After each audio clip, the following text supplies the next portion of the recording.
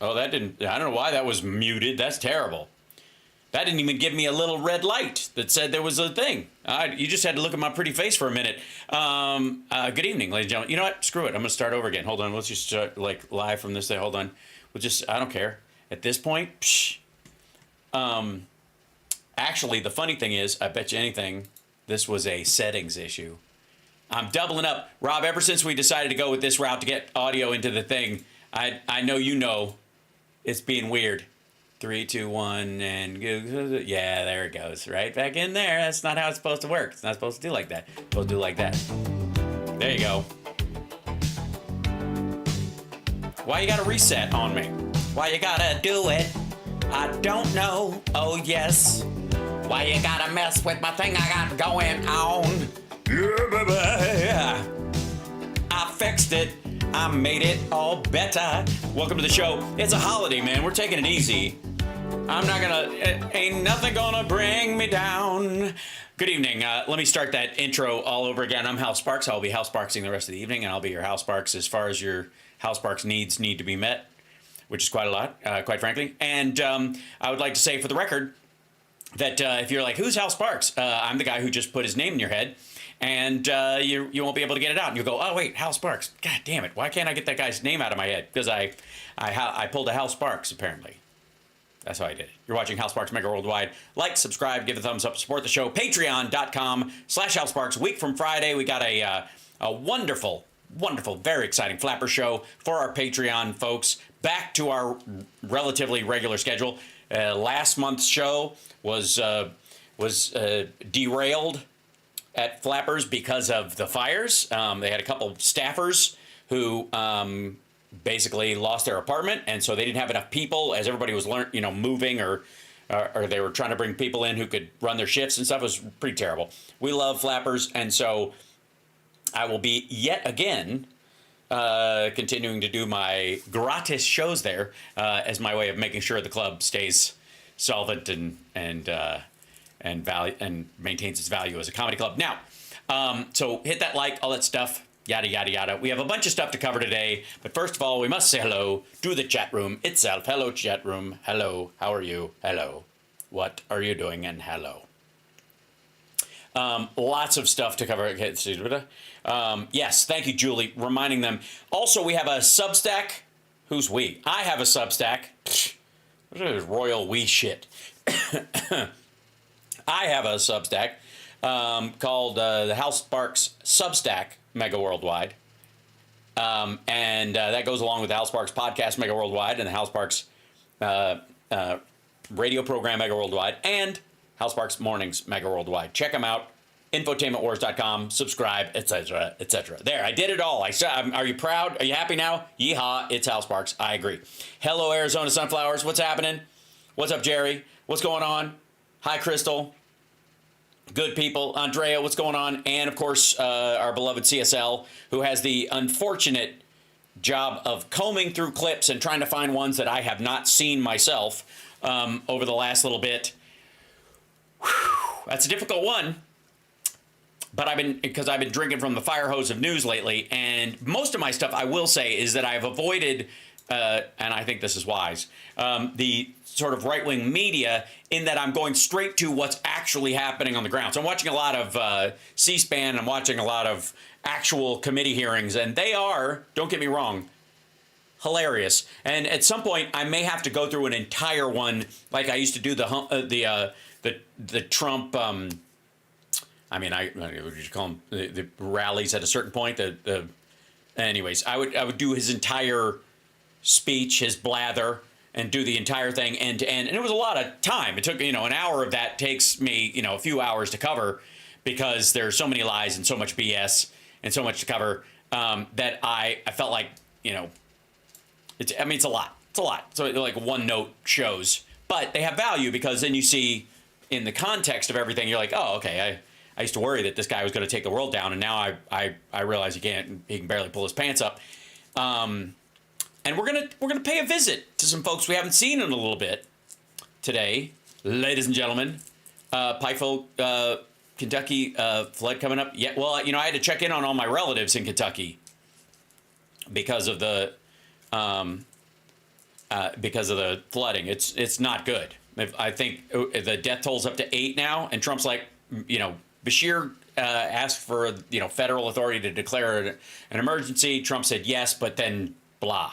Like he's not doing any of the emergency stuff at all. Like right now, like there's maybe something if it happened in Florida, he'd give a shit. If he doesn't have a golf property someplace, he's not going to show up. But again, or even pay lip service to giving a shit. He's just kind of passed it off. And is it 10 now? Fuck.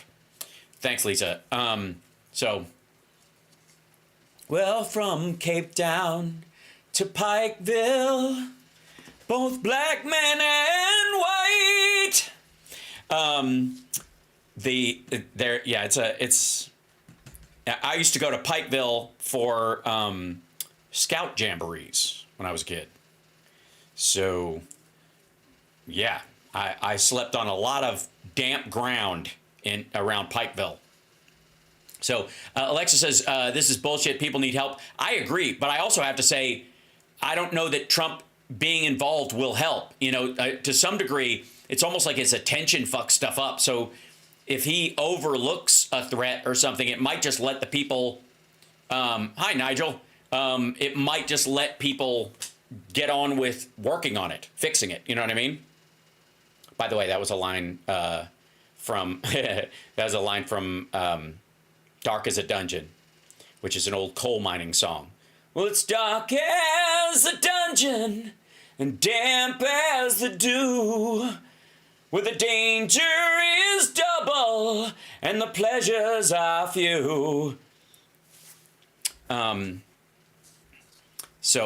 That's good stuff. Anyway, so let's jump in, shall we?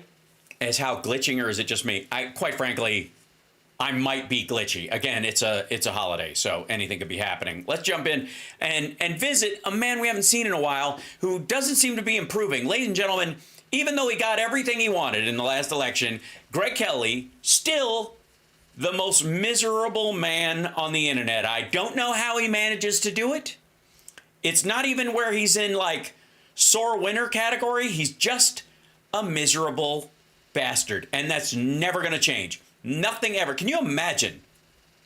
Imagine if you and I, when Obama won, he'd gotten a SCOTUS in the same night, House and Senate, and was able to like have control over this stuff. And like, oh my God, we might be able to get, the ACA with a public option just shoved right through because we got everybody, we got everything we want, and we were like, fuck. Can you imagine waking up like that every day? That's how he wakes up. Look at his fucking face. Also, drinking? I don't know. He's looking a little puffy. I don't know. Maybe it's we haven't seen him in a bit. Maybe he's just been, overindulging, let's just say. But, and again, we're going to kind of dip into some of these things tonight, quite frankly, because there's a lot to cover. And God damn, I don't need to listen to everything these people have to say, because it's the only one we'll have is I think I have to jump ahead to the end of one of the other clips because it's so rambly. You'll see what I mean. But let's jump in. This is Greg Kelly. Doge is cleaning up the massive corruption within the government. Okay. Again, no, they're not. They are the mess. Currently, they are the corruption in the government. Welcome to the politics of trust me, bro. Oh boy, Valentine's Day, 9 p.m. on the East Coast. This is prime time in restaurants all over the place, right? Those forced romantic meals, so-called. So Greg has to work on Valentine's Day, and it's okay because he doesn't have a date anyways. Nobody, I don't even know is he still married? Nobody wants to spend Valentine's Day with this fuck. There is not a person on earth. He couldn't third wheel his way into a meal. I can't stand this day. Guys, you can't come out ahead. You can only come out even. Speak for yourself, asshole. I've come out ahead more often than not. It's so naughty. I don't know. Should I even... I don't know, I'm always kind of done I've always had a pretty. Wait, Valentine's Day is pretty good, you know.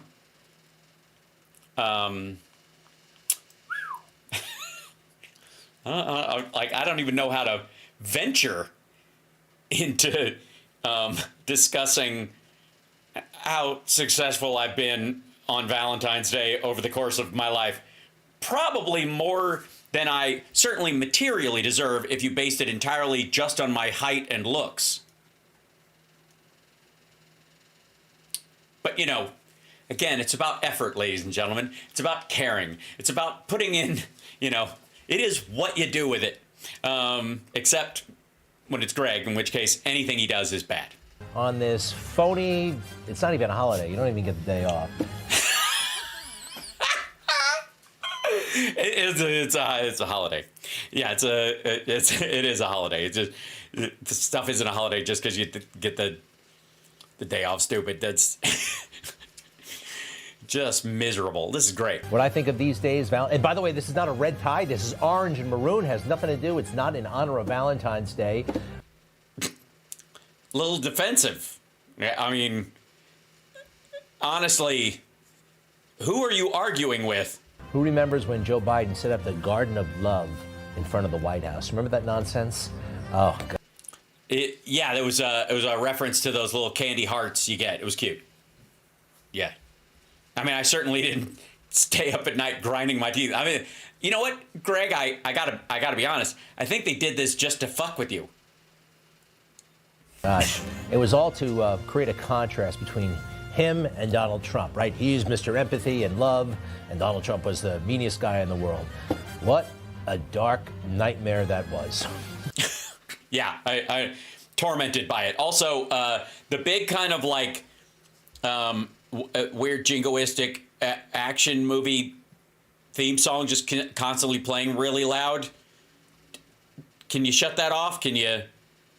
Seriously, it's a dick move. And it's over. The White House did acknowledge Valentine's Day today in a rather unique way. Happy Valentine's. Yeah, in a weird, bigoted, mean-spirited way. I mean, again, I just love the fact that those two are together. And two really shit pictures of Homan and Trump. So Day with a card from Donald Trump and Tom Homan. What does that say exactly? Roses are red, violets are blue. Come here illegally and we'll deport you. I love it. I love it. It totally beats that stupid Garden of Love in the front lawn of the White House. Ooh. Yes, which was apparently aimed at couples in America. Also, that's your first time seeing that, asshole? It's part of your show. Did you ever get the feeling like Greg's show is like about the people in the booth punking him with shit, just like making him read in public? Circa Joe Biden 2021. All right, right now, who remembers, who's old enough to remember? Probably none of us, quite frankly. Harry S. Truman. I mean, we may have been alive when he was president, some of us, but do you really Were you remember him? He was made famous. Well, no. He was considered at the time a crummy president, and then in 1992 or so, a guy named McCullough wrote the book about Truman, and it changed everything. It was nobody even knew that he was president. Greg, what are you talking about? somewhat rehabilitated. By the way, Truman's one of the reasons I became a Freemason. True story. He's a good guy. It was his deference to the worshipful master in his lodge in, I believe, in Indiana. Is it Indiana or how? Indiana. When he was on a whistle stop tour, he went to lodge, and the new worshipful master in the lodge was black. He was a janitor at a local high school, and when Truman came in, he was sitting president at the time. When Truman came in, the guy kept calling him Mr. President. He goes, no. He goes, here in the lodge, you're the only person of reverence, worshipful master. I'm just Brother Harry. And so that was a huge moment in the history of that lodge and in the history of modern Freemasonry, too, where he specifically made the point of a sitting president of the United States being respectful inside lodge to a black man who was the worshipful master of the lodge. So I love that story, and it's true. It's a true story. Him, and people thought, you know what, maybe he wasn't so bad after all. He was actually clean as a whistle, a true believer in America, got some So very unlike Trump is what you're saying. good things done, and he said some really wise things like this: you can't get rich in politics unless you're a crook. Right. And Trump came in when he was president. He was in debt to the tune of like $1.8 billion. And now he's made a bunch of money. A lot of it after he got almost the vast majority of it after he won the election this time with the promises that he made to the donors that showed up at Mar-a-Lago. Yeah. Joe Biden and all that stuff that he got. What? The book revenue? The dude's worth $21 million. Wow. How about Nancy Pelosi? How much money did she make? Oh, and by the way, if I may, this is my Harry Truman buck stops here, because I got this at the Truman Museum. Isn't that cool? I have that right on my desk up here on that thing. Yeah. Isn't that cool? All right. $174,000 a year. She's worth $250 million. Yeah, but it's her and her husband. And the stock market has just done that during that time. Even if you just sat on it she's been there for a long fucking time. And she wrote a book. And again, the myriad of reasons why that's not as big a deal. Now, it's a lot of money, absolutely. And she pays taxes on it, unlike Trump. How about this Samantha Power we're becoming familiar with? She was the head of USAID on $183,000 a year. Now she's worth $30 million. No. Just fucking gross. This and you know what? Faces like that make it so that I'm not shocked at all that you don't have a date on Valentine's Day, you skeevy bastard. Samantha Power was worth somewhere between $21 and $24 million when she got the job. She took a cut in pay and went on a sabbatical from Harvard. She was making like $500,000 at Harvard because she was a former UN ambassador who then was teaching there. She made $500,000 a year at Harvard teaching, right? And she took a step down in pay to run USAID. Her net worth, this is her and her husband together. I'll show you. Hold on. Let's see. Samantha Power's net worth. Yeah,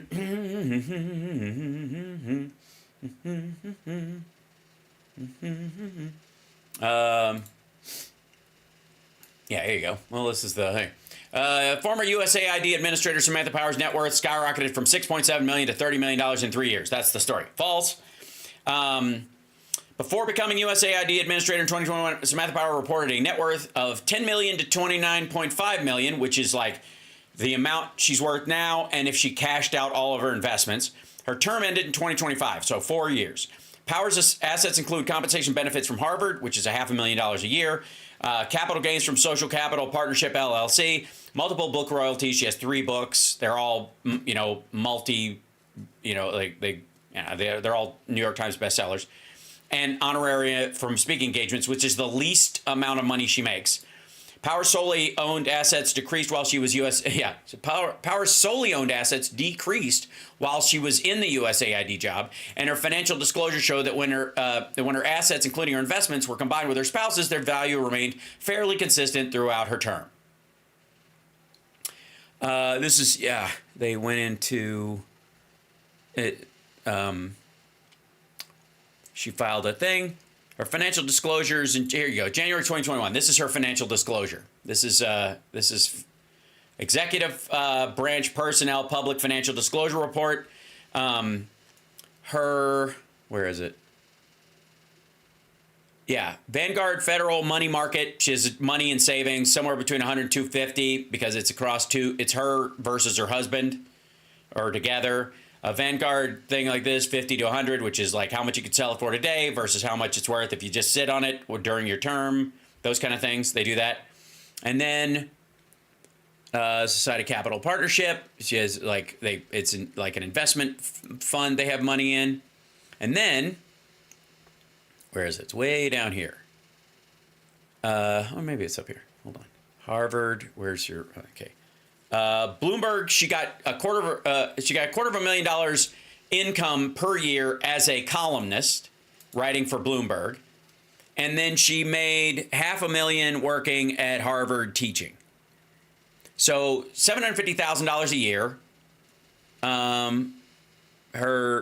She's got like a stock of holdings of $1 million to $5 million, depending on whether you sell them or whether you get out or whatever.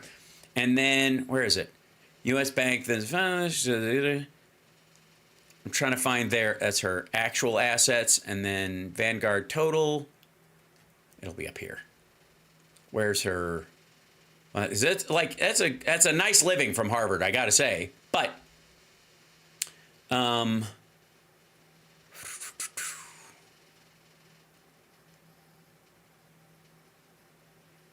yeah, so she got some of her books made a lot of money, some of her books made very little, but she wrote a bunch of them, and she gave speeches around those books, which is partly where this came from as well. That's the honorarium. There's the Society of Palo Alto. There it is, Harvard. This is like she has arranged during her time at Harvard, like that when she takes a break, she will go. So I will continue to participate in the D-line contribution retirement plan. So she will still have those holdings, but the university will not make any contributions during her leave as the head of USAID. Control F is my friend. Thank you, Peter Reed. Good point. Hold on. Control F. Where would that be? Okay. Let's see. Let's go to Harvard. 10 of 29. There we go. Yeah, Harvard salary. There it is. Look at this. Beep. Hold on. There you go. Her Harvard salary, $471,167. Salary and summer research stipends. That's her primary thing. So, again, she's been working there. She was UN ambassador. She's been working there for a long time. They invest their money. Their bills are paid. She wrote for Bloomberg, got $250,000 while she's working at Harvard. So she's pulling in $750 a year. So what? She's keeping 500 of that, maybe.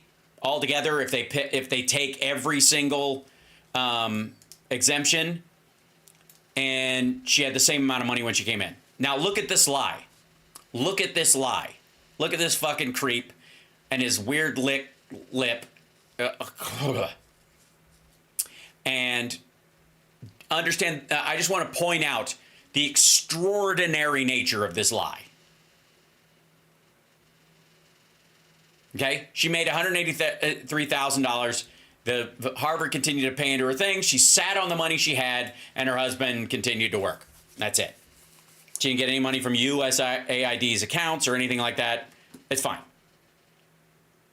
A woman achieving that level of success, being UN ambassador, end up running USAID, is a qualified human being. Fine. Sorry, Crystal. Was it Greg's face? I apologize. So let me, just to clarify what an asshole he is. Now, you know, this even applies to politicians who come from old money. They're the worst. George W. Bush. Do you know this? Look at that. We all agree with Greg. Yeah, I would say he's the worst, but he's definitely up there. Spoiled brat bitched and moaned about, ladies and gentlemen, making only $400,000 a year. For him, that wasn't enough. From 2001 to 2009, this guy made $400,000 a year, and he moaned. Now, you can see why Greg is upset, because Greg sat on gum on the bus today on his way to work, and when he got to work, somebody was sitting in the easy chair he bought off of Temu. On his way out the door, he sits down with a friendly interviewer, and he says his plan is this: I'll give some speeches just to replenish the old coffers, the president told Draper. Yeah, because he's got to make up for all the money he wasn't making as president, $400,000 a year. It's kind of gross, isn't it? and it's... Hold on. You're trying to do this in support of Donald Trump palling around with Elon Musk? Trump didn't even, first of all, he's not even bullshitting about giving his salary this time. Did you notice that? No talk of this time. None. Does that strike you as odd? That Trump, have you heard during this time around, I'm going to donate my salary again? So great. Oh, sorry, Alvin. I try to warn you guys, but I freeze frame it, and sometimes he's just, he's like one of those ugly dogs. You know, the Bill the cat looking dogs. I don't know why he does that. It's fucking nasty. As being just used as a disinfectant all over the place. You might need a disinfectant considering Elon Musk's kid wiped a booger on the fucking desk right there. And Trump was like, that looks tasty. I love this arrangement. The Musk thing with President Trump, and this was an iconic moment. And if you missed it, you got to watch it from beginning to end. Yeah, especially where the kid goes, shut up, you're not the real president. But this people getting rich in government, it's a thing. And also, could you mention some of the things that your team has found, some of the crazy numbers, including the woman that walked away with about 30 million? Oh, yeah. Again, he's talking about Samantha Powers. He's talking about this. He's telling the same lie that this is a lie. This is tell that lie you were telling me that I don't know is fake. Say that again. Right. Etc. Well, we do find it sort of rather odd that there are quite a few people in the bureaucracy who have it. You know, you're just going to lie anyways. Spit it the fuck out. Spit it the fuck out. Ostensibly a salary of a few $100,000, but somehow managed to accrue tens of millions of dollars in net worth while they are in that position, which is, what happened at USAID. We're just curious as to where it came from. No, it didn't happen at USAID. Mr. Math fucking genius. None of it did. It was already listed in 2021 when she signed up for the job. And she, unlike this dipshit, put all of her investments in a holding pattern so they wouldn't be affected by her decisions while she was at USAID. I'm not quite sure how they would, unless she had a big investment in Red Cross or some shit. This is just a blatant, weak, pathetic lie attacking a woman in power. This is yet another attempt at I guess declaring Samantha Powers a DEI hire or something. Really good question, huh? And yeah, it'd be a great question if you didn't actually have access to the database and her financial disclosure forms and the records. So you're like, oh, what is that? And then you go, oh, that's what that is. And then you go, somebody give me a fucking frying pan so I can hit myself in the head with it. Because at a certain point, let's see if that's You lied to me. Yeah, you can just do that to yourself. it happens all throughout the government. I am No, it doesn't. so happy about Doge. This is our daily Doge. This is great. This is what... Jesus Christ. You try more macho music, asshole. You guys know, I have this fucking thing. All right, there is no way that Greg Kelly listens to anything but like B-side yacht rock. Like, he's that dude who at a concert or at a barbecue, when there's a heavy song playing, comes up and goes, "It's cool, isn't it?" Just get the fuck away from me, you twerp. we've been waiting for. Even before Trump, people always wanted the government to do something like this. And you see how Musk fashions himself? He is a guy from tech support. You know, where you work, you got a guy from tech support. Well, that's how he sees himself, volunteer tech support. Yeah, why would you worry about that? You know, some random dude volunteers to do tech support at your house. Why wouldn't you just let him have access to your hard drive? Look, all I ask is if anybody wants to do volunteer tech support, I'm open to it, but you got to give me your PIN number. and as soon as I check your PIN number, and your and your debit card number, as soon as I have that, then you can look at my hard drive. I feel like, then it's even, right? But if some dude like knocked on your door and was like, hey, can I have a moment alone with your Wi-Fi setup? You'd go, get the fuck off my porch, you creep. And he wears it on his shirt wherever he goes, big conference or the Oval Office. He's got this shirt on that says Texas Yeah, he's a douchebag. That's how it works. support. Like he's a guy down the hall who's going to help you out with your issues, your problems. Yeah, who's going to follow you into the bathroom? Do a little bit of accountability, accounting here and there, and it's working. Yeah, accounting here and there. Is it working? Yeah. So we got $7 trillion budget, $2 trillion deficit, $36 trillion debt. What have they found? $180 million worth of stuff? Jesus Christ. Well, sir, you have catastrophic heart failure, a brain worm. You need your appendix out, and you have boils all over your skin. But we've got the hangnail covered. I don't want you to sweat the hangnail. And it's contagious. Other people from throughout the government. Lee Zeldin, the new EPA chief, this guy found $20 billion being misspent. Okay, by the way, misspent. That's a word you're going to hear. According to every administration, any money spent by the last administration is misspent. Of course you think it's misspent. Dude, you think everything for education, you think everything the Department of Education does is misspent. You can find fucking $50 billion because it's misspent. And again, hold on, let me see. Obviously, look, you and I both know I don't have to look this up. We can just look at the graphic, and it tells us everything we need to know. Let's see. Lee Zeldin, guy who was attacked with a fucking key ring and by one of his own supporters. Let's see, 20 billion misspent.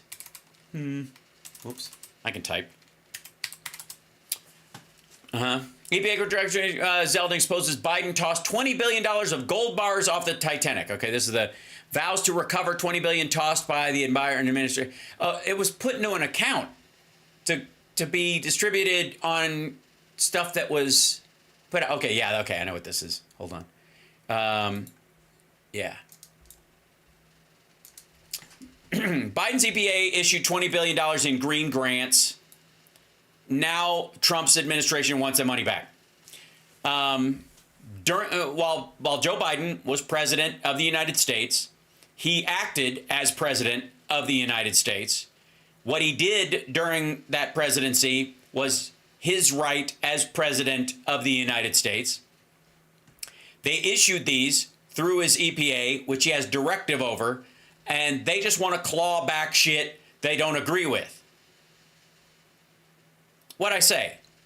In a major reversal, the new head of the Environmental Protection Agency said he will try to rescind $20 billion in grants awarded by the Biden administration for climate and clean energy projects. In a video posted on X, he said contracts for the still emerging Green Bank that is set up to fund tens of thousands of projects to fight climate change and promote environmental justice. The program approved under the 2022 Inflation Reduction Act, which is again in the fucking, it's a law, is formally known as the Greenhouse Gas Reduction Fund, but is more commonly called the Green Bank. Two initiatives worth $14 billion and $6 billion, respectively, are intended to offer competitive grants to nonprofits, community development banks, and other groups for projects with a focus on disadvantaged communities. The program is favored by Democrats who passed Joe Biden's signature climate law without a single Republican vote, and former EPA Administrator Michael Regan,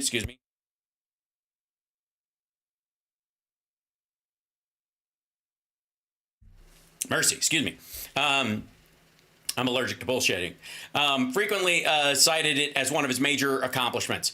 Republicans in Congress have called the Green Bank a slush fund and voiced concerns over how okay. So misspent, fuck off. Childish, stupid, and dumb, and exactly what I told you it was. $20 billion. That's not a lot of money. There are people who will say that's not a lot of money. It is an astounding amount of money. They found Right, spread over hundreds of grants. Over at the Housing and Urban Development Department, $1.9 billion of money that was just hanging around, misplaced. It was lost. And Elon Musk loved it. Loved it. He loved it. He cradled it. He gave it a reach around. He loved that money. What? Placed. It was lost. And Elon Musk loved it. He points out that it's astounding how much taxpayer money can be saved, even with a small amount of effort. And real quick, that was just $1.9 billion HUD. Okay, $1.9 billion HUD program, Musk, something like that. Okay, Doge says it dug up another $1.9 billion in taxpayer money misplaced by the Biden administration. They used the word misplaced in a bunch of places. Just the News covered it that way. Misplaced, they called it on Housing Wire. Due to a flawed system under former President Joe Biden's administration. Doge says it recovered Housing Wire, Fox News.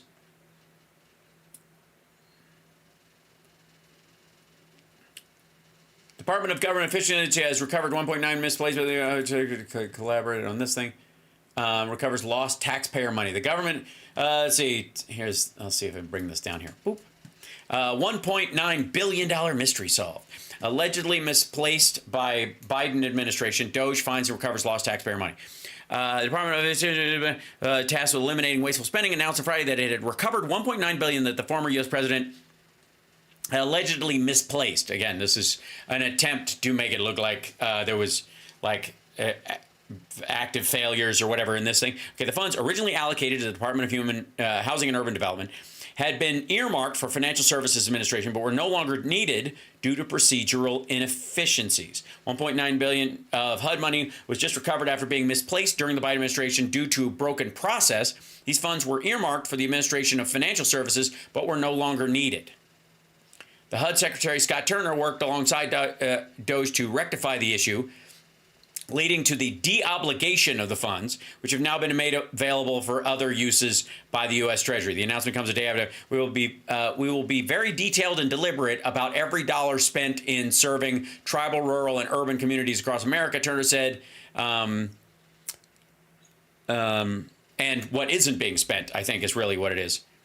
Zeldin further revealed the EPA had sent $160 million to a Canadian electric bus manufacturer, which has since declared bankruptcy. The entire amount was provided up front rather than being distributed as school buses were produced, raising concerns over financial mismanagement. Okay, whatever. Again, you want to just go toe to toe with money that Trump has allocated. Also, anybody want to put a dollar amount on the value of the details, the information, the private information of Americans that Elon Musk is getting access to? What do you think that's worth on the open market if you had to pay for it? Access to everybody's taxes, everybody's healthcare records. What do you think that's worth? hanging around, misplaced. It was lost. And Elon Musk. It wasn't. It was obligated to a program, and the program didn't exist, so it gets de-obligated. It goes through the next cycle. So the next, like Congress, when if they actually did their fucking job, or the Oversight Committee, if they weren't busy looking at Hunter Biden's cock, would have found this stuff. Musk loved it. He points out that it's astounding how much taxpayer money can be saved, even with a small amount of effort. And you're not saving it. You're going to spend it someplace else. I mean, that's literally what the article says. They're not going to save it. They're going to spend it elsewhere. They're just not going to spend it there. They're not going to use it for, financial services for low income folks or tribal loans or I don't know, mortgage assistance for impoverished people. They're just going to spend it someplace else. They're not saving it. Consider this. This is all based in the swamp, the Beltway, Washington, D.C. Yes, and also names of the and place. It is overwhelmingly pro-Democrat. Look at how they vote there. Kamala Harris got what?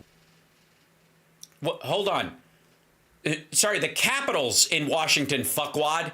This has nothing to do with how the locals voted. Sorry, do you think the Congress like signs off on bills based on the electorate of the city of Washington, D.C.? Huh?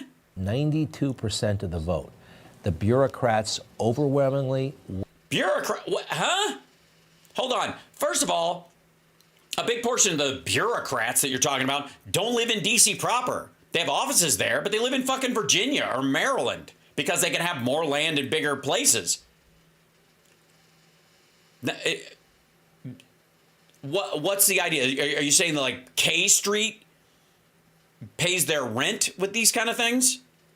Work and serve. The bureaucrats work for Democrats.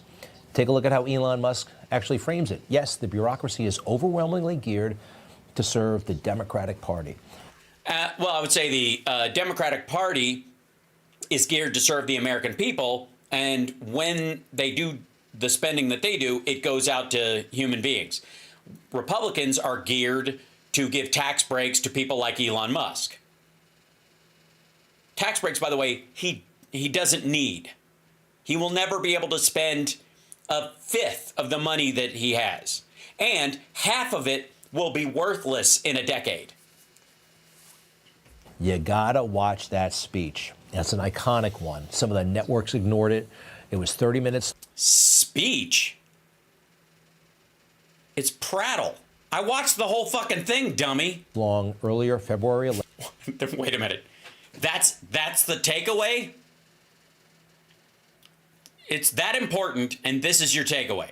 This is what you want. This is the crucial detail you want people to know, that it was nearly 30 minutes long. What?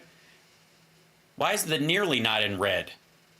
You're just trying to make it like, oh my God, he spoke for 30 minutes. Yeah, and Trump sat there like a fucking lump the whole time going, I am vice president. This is, holy shit, the kid is right. And then, oh my God, that kid's picking his nose. Holy God, he's wiping that booger on my desk. I hope he doesn't eat it because I want it later. 11th, find it, enjoy it. You may never, we'll never hear a speech like this outside the Trump administration. Who knows? Maybe. But yeah, because no other White House would have the richest guy in the world come in and go and give a half-hour ramble about how they're the one actually running the fucking government, you weirdo. Why would anyone want that? This will change everything, but you really have to savor this one. Let's see. Our friend Christopher Rufo, they're looking at the Department of Education right now. USAID money, $8 million went to this nonprofit to fund anti-white racism. Really? They directed to this? Like, we're only going to give you this money if you produce some anti-white racism. What do you think the odds are that they gave it to them because they do a bunch of stuff and you pick something that they do that you don't like and you're like, that's where all the money went? Which comes, as it often I like the design, does, from liberal white people. If we think about the idea that the system was created, in particular, the system was created by white men for white men to have and maintain and build power and resources for themselves. And in particular, I'm talking about resources of wealth. An identity, a social position. Whiteness is an identity and a social position. A cultural system, so cultural whiteness, which, by the way, I gotta say, all of this shit is ridiculous. Doesn't help. Hasn't convinced anybody. Academic claptrap that allows this is reverse racism people to have something to run with. It's almost like they only do it so that there can be fucking like videos like made on TikTok about it. Fucking lame. We see that, right? Right, right. We totally right. See that? Yeah, Valley Girl. What else did you find there? Valley Girl? What? Becky? Good Lord.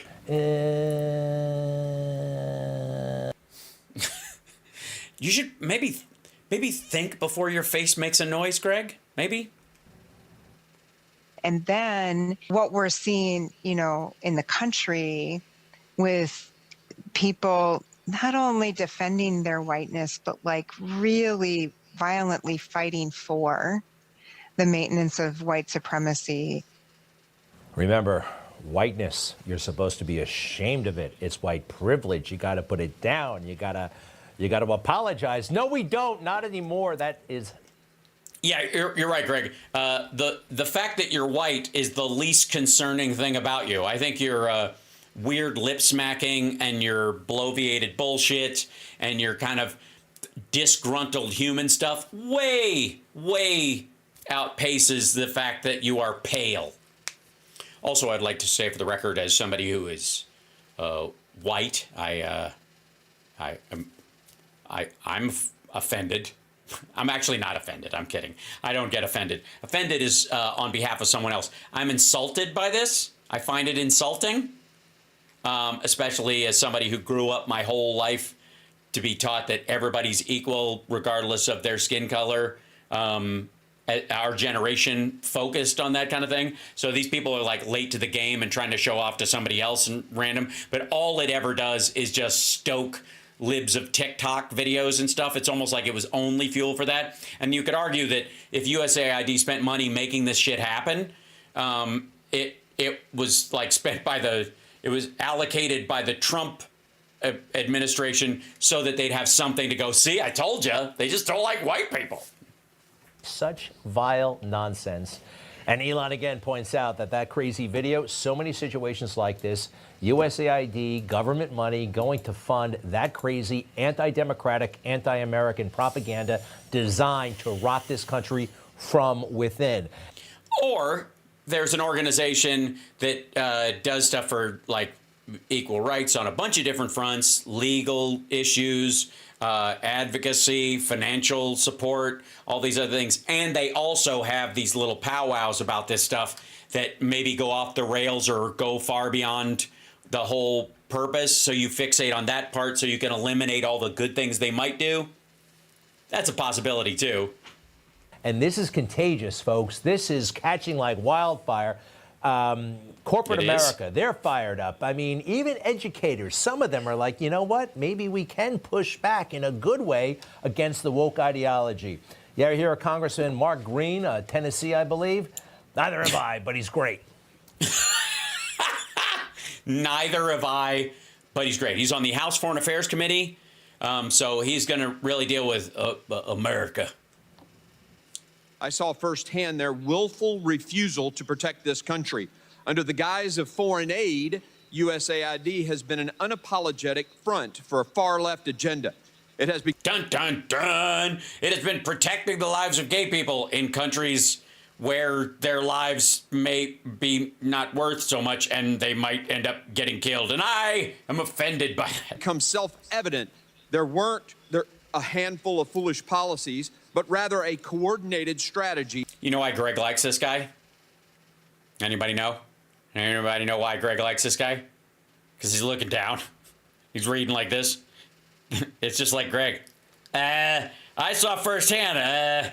Of radical, idiotic, and often anti-American priorities. Idiotic, you say? Millions? Yes, idiotic. To teach Moroccans how to make pottery? The Moroccans were making pottery before we were a country.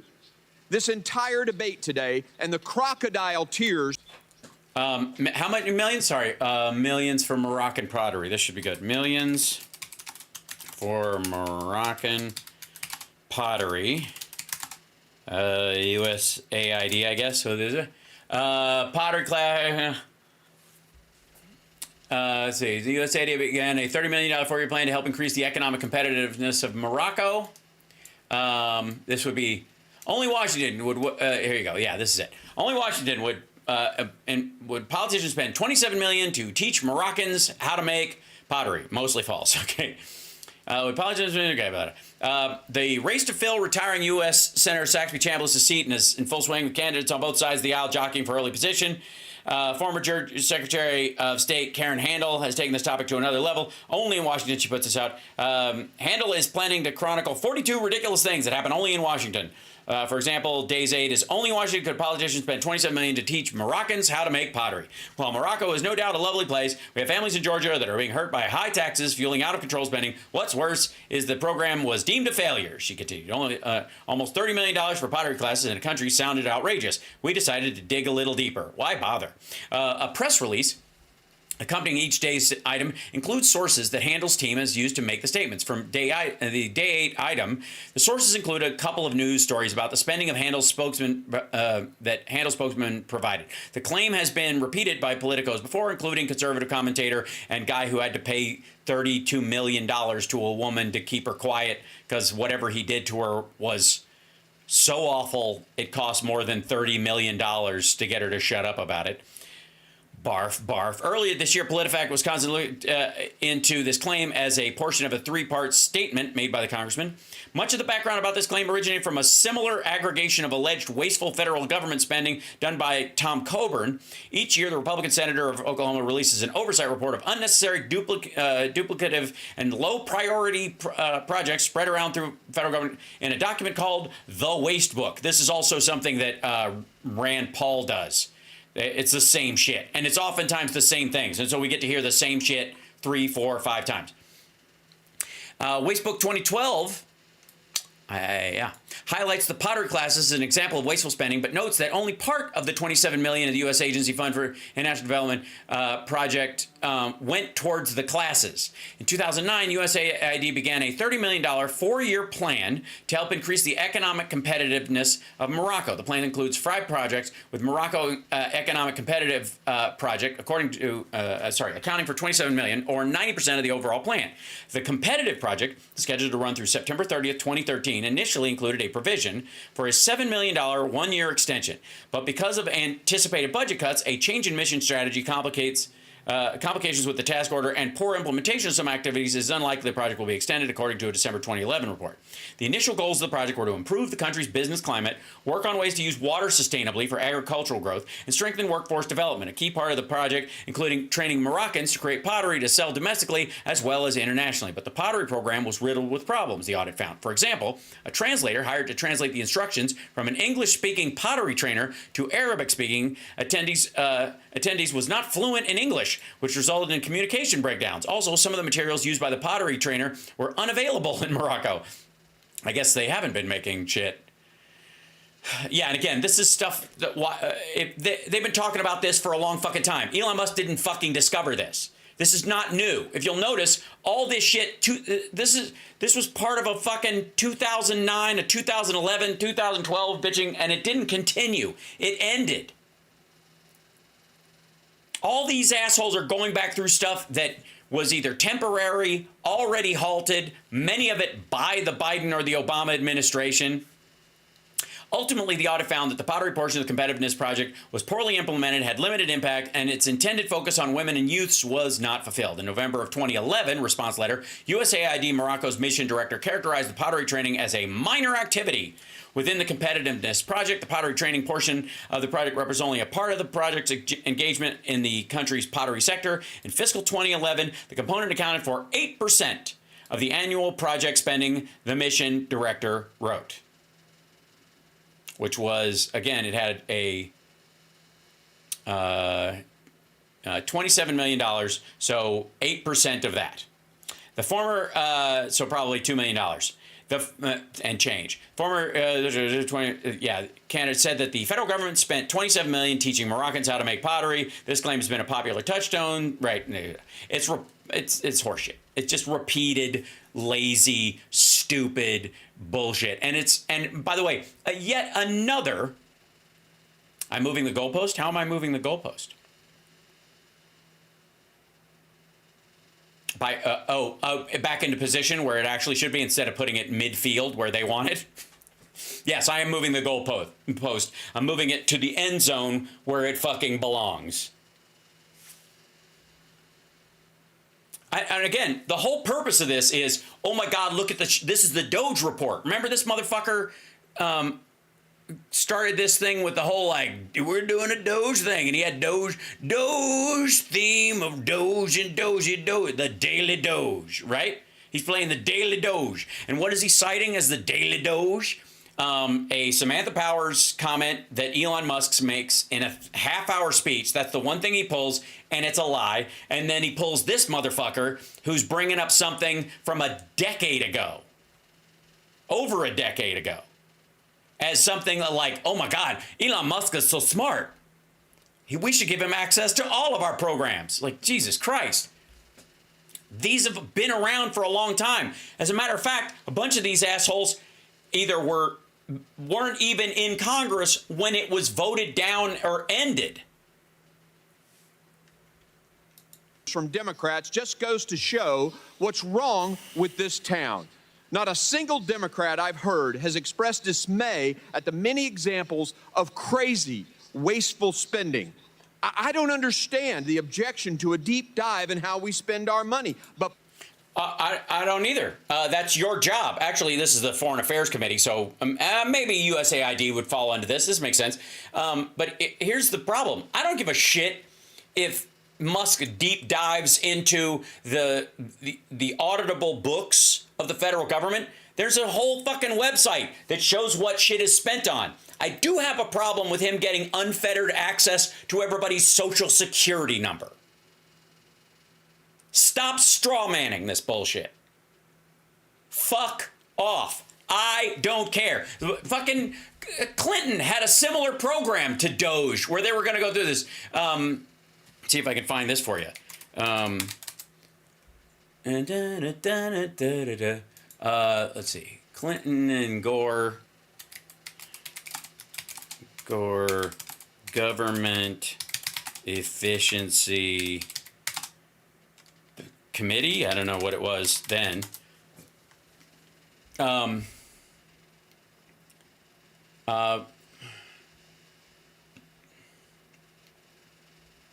Let's see what this G7 jobs conference. 93.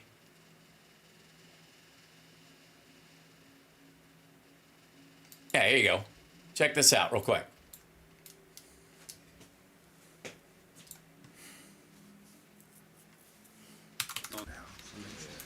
We're very pleased that Congressman John Conyers and Senator Bill Roth are here, the two leaders who have really pushed this bill forward. This is an important milestone, and this legislation, which the President is about to make into law, will be one of the centerpieces of the effort to transform the way government works in our country.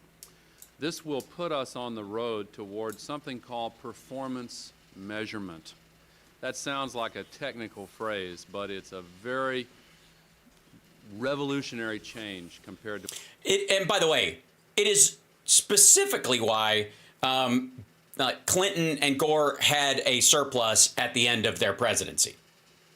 What we do now. We now measure what goes into the budget, not what comes out in the form of services and performance. This will help to change that. It will set up a series of pilot programs and will pave the way for the dramatic series of changes that the President will call upon the country to make this fall when the National Performance Review has been completed. This is the beginning of a... I know what you're thinking. Oh my God, I don't understand how he didn't become president. Good Lord, lightning. But... Thank you. Thank you. Thank you. Thank you. Thank you. Ladies and gentlemen, when I took this office with a real determination to engage in what we've come to call reinventing government around here, it was really encouraging to me to see that there were members of the Congress who had been examining these questions for years and seriously trying to address them. I want to say a special word of thanks to Senator Glenn in his absence and to Senator Roth, to my friend Congressman Conyers and Congressman Klinger, and the other members who have worked so hard to try to put us on the road to seriously re-examining how this government works. It is important to restore the confidence of the American people in their government. It is important because to the extent that our government works with greater efficiency and effectiveness and less unnecessary cost, it will strengthen the American economy. Okay, so you guys get this. He signed the RIGO, which was the Government Performance and Results Act. And this, so nobody has a fucking problem with doing this kind of stuff. As a matter of fact, the Doge thing, you could argue, is a ripoff of the RIGO bill, except that was actual legislation. Meanwhile, this dipshit is apparently unaware that the things he's complaining about were shut down a long time ago, and thinks that just because he's heard it just now because he hasn't been paying attention, that Elon Musk must have discovered this shit, even though, like I showed you before, what he brought up about this Moroccan pottery shit has been in multiple speeches by Congress people for over a decade and a half, leading up to its elimination, and then of course afterwards as an example of bad spending, right? But this asshole, I seriously think this guy, Green from, is he from Tennessee? And Greg Kelly, both of these dumb motherfuckers think Elon Musk discovered this. This is the single dumbest thing about this part of it, is that, and nobody has a problem with overspending and again, arts programs and that kind of stuff are a matter of opinion about their worth. I happen to think they matter. Republicans clearly think they don't. Our relationship with other countries and our cultural exchange with those people and people who live in this country who travel back and forth, and the kind of cultural exchange stuff that we give money to, through USAID and others on the smaller scale is not a big deal, right? Compared to the greater debt. But making all this noise about a fucking hangnail while somebody is having a massive coronary, and brain swelling and appendicitis and boils is not, it's inserious, I would say. Perhaps it's the fact that over the last several weeks, a massive surge has occurred in the search for a criminal defense attorney. That probably says it all. 5 times in this city, any other city in the nation. Huh? Sorry. What happened? It's the fact that over the last several weeks, a massive surge has occurred in the search for a criminal defense attorney. Oh, I see. So a bunch of people are apparently trying to hire criminal defense attorneys all of a sudden.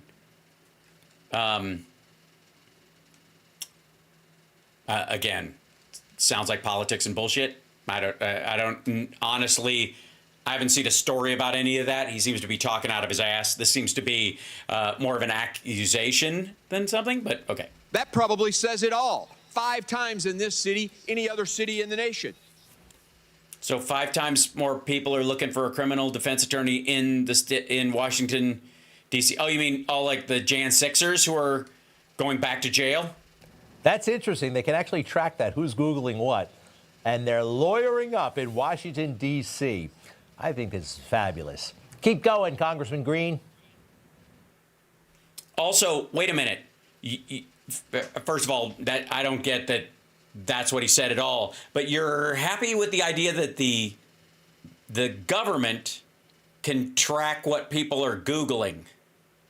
Is that what you're going for? All right. I'd like to remind the committee that President Kennedy unilaterally created USID through an executive order in 1961. Yet the President Trump, orders a momentary pause after winning a mandate for reform. No, didn't win a mandate. 78 to 75 isn't a mandate. And Democrats cry, constitutional crisis. This is after 4 years of reckless spending and unrepentant lawlessness from the Biden administration. Sorry, Trump's responsible for almost a third of the national debt. Just saying. I want the American people to understand how this works in Washington. As long as you're spending other people's money, no one bats an eye. But sorry. So the reason this went out the door is not because Democrats wanted it, but because Republicans didn't do anything about it till this point. The second you want to save taxpayer dollars, the swamp cries wolf, or in this case, unprecedented constitutional crisis. Well, yeah, it's not, again, nobody gives a shit about the spending dummy. We've had a bill like this before. An actual bill that passed actual Congress, which, by the way, is still, insofar as I know, the law. Hold on. Let's see. Hold on. Let's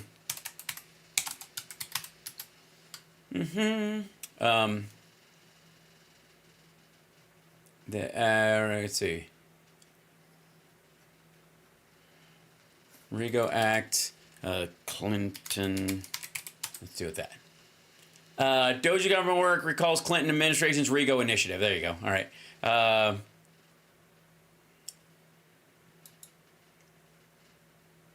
Yeah, there you go. Doge, meet Rigo. 32 years before Elon Musk, Al Gore reinvented government. Let's see. Back in the 1880s.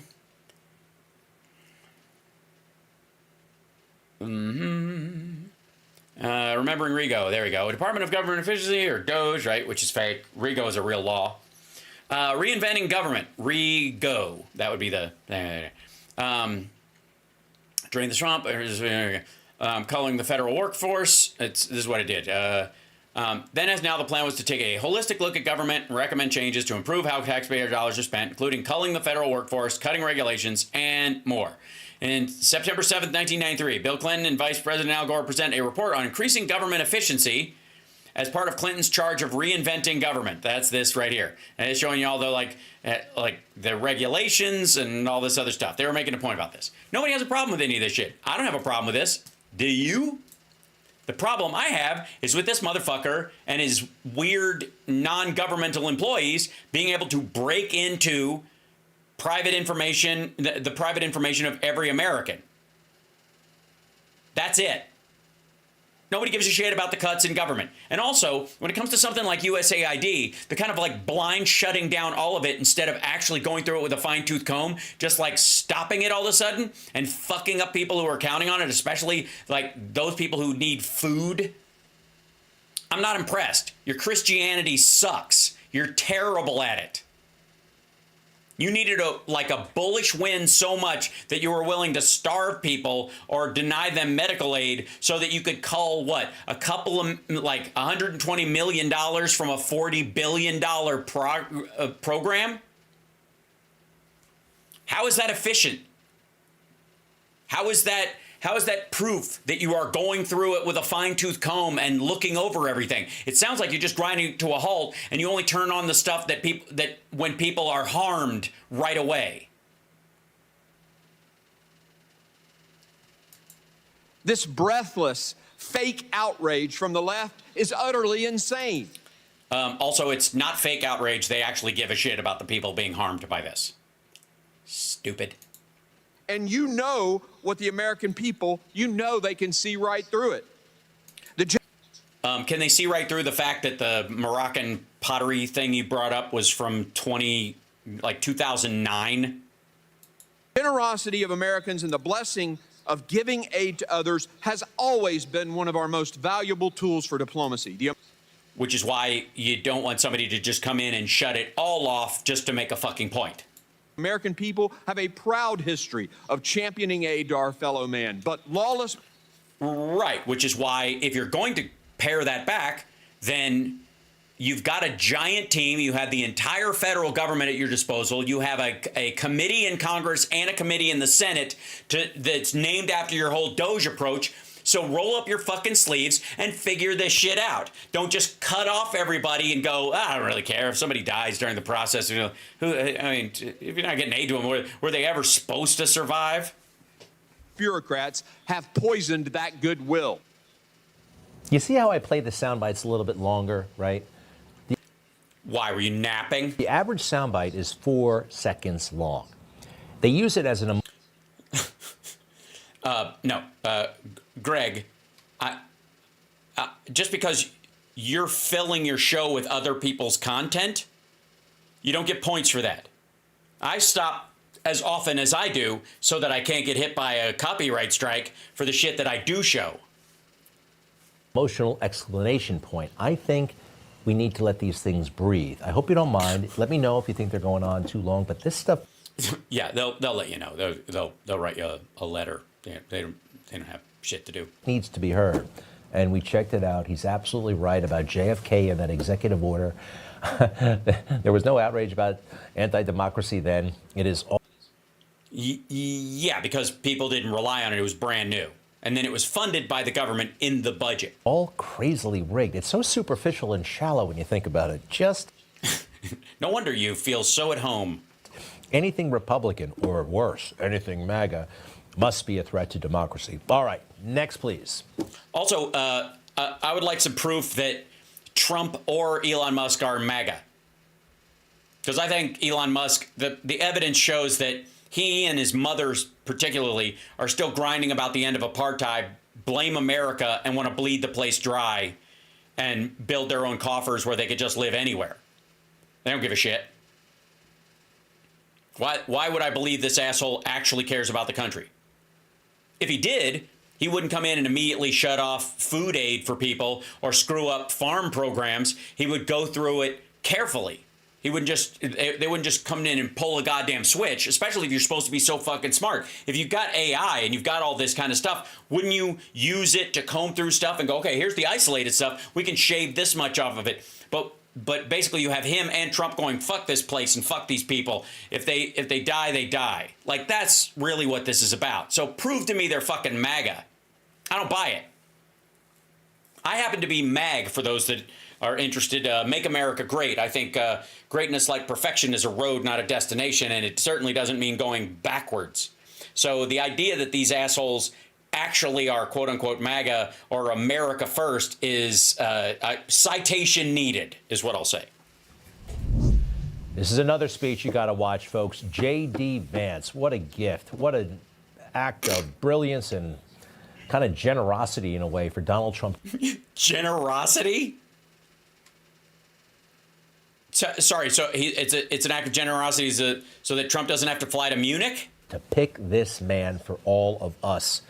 Oh, you mean gay men who have Indian wives as beards?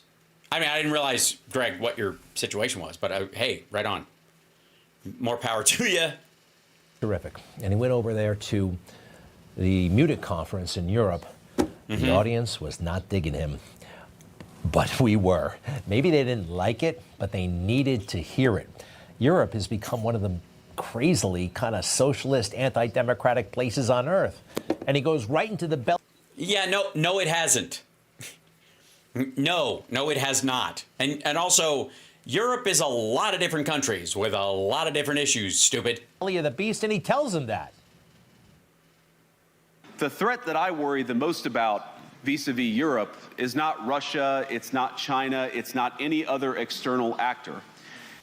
Because you support them, eyeliner. And what I worry about is the threat from within. The retreat of Europe from some of its most fundamental values shared with the United States of America.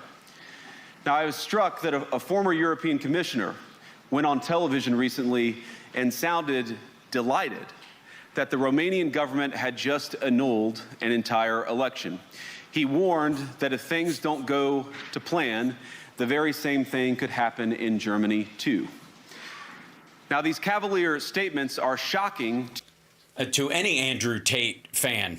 To American ears. For years, we've been told that everything we fund and support is in the name of our shared democratic values. Everything from our Ukraine policy to digital censorship is billed as a defense of democracy. Right, yeah. Yeah, it is. But what you expect is, again, Trump's always making this point that there's an ocean between us and Europe and us and Russia and us and Ukraine. The European countries don't have that, and they are specifically being influenced, I would argue, illegally by Russia. They are attempting to manipulate the electorate, and you do not have a responsibility in the name of democracy and free speech to allow that to happen. Now, I think we should be more overt in pushing back against it. Anytime somebody's throwing around the Russia stuff, we have a responsibility to go, why are you Russia first? You can dismiss it with your Marsha bullshit, but this is Russia first policy you're presenting. And I wouldn't back down from that, and nor should anyone.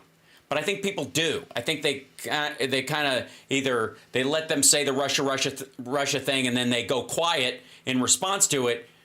I think it's primarily the 2 points they've got to talk to these assholes about is that Trump himself and arguably J.D. Vance are very Russia first in their policy, both towards Ukraine and Europe by and large. And I don't know why, because if you're looking at like who's going to be able to scratch your back in the future, it's not going to be Russia.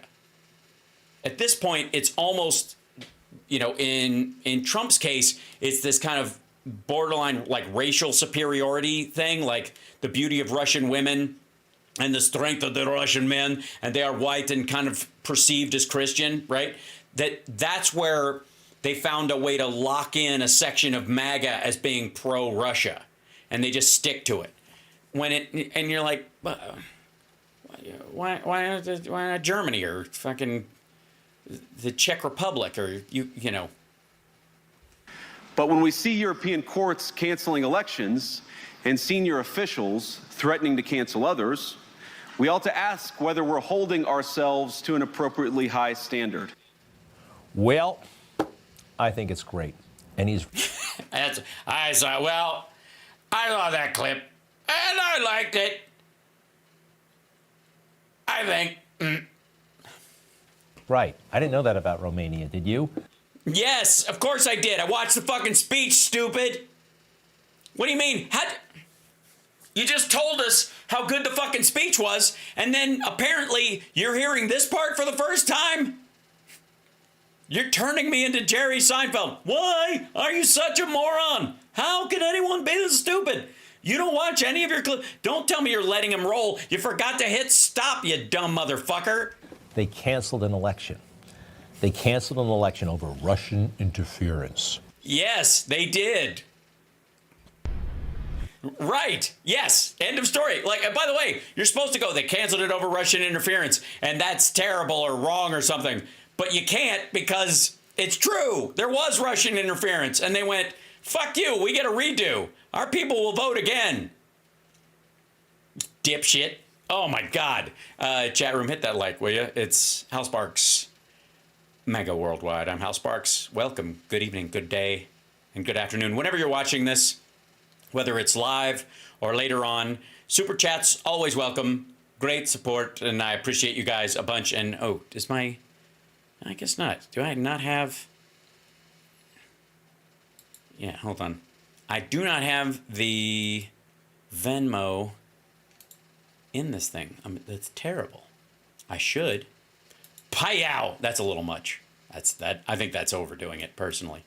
I'll put this down here and squeaky it down. Just do a little housekeeping. I can feng shui my set. It's a holiday. God damn it. And yeah, there we go. Put this over here. Actually, I think probably... Yeah, maybe... I don't know. Should I rotate it? Nah, we'll just leave it like that. This is fine.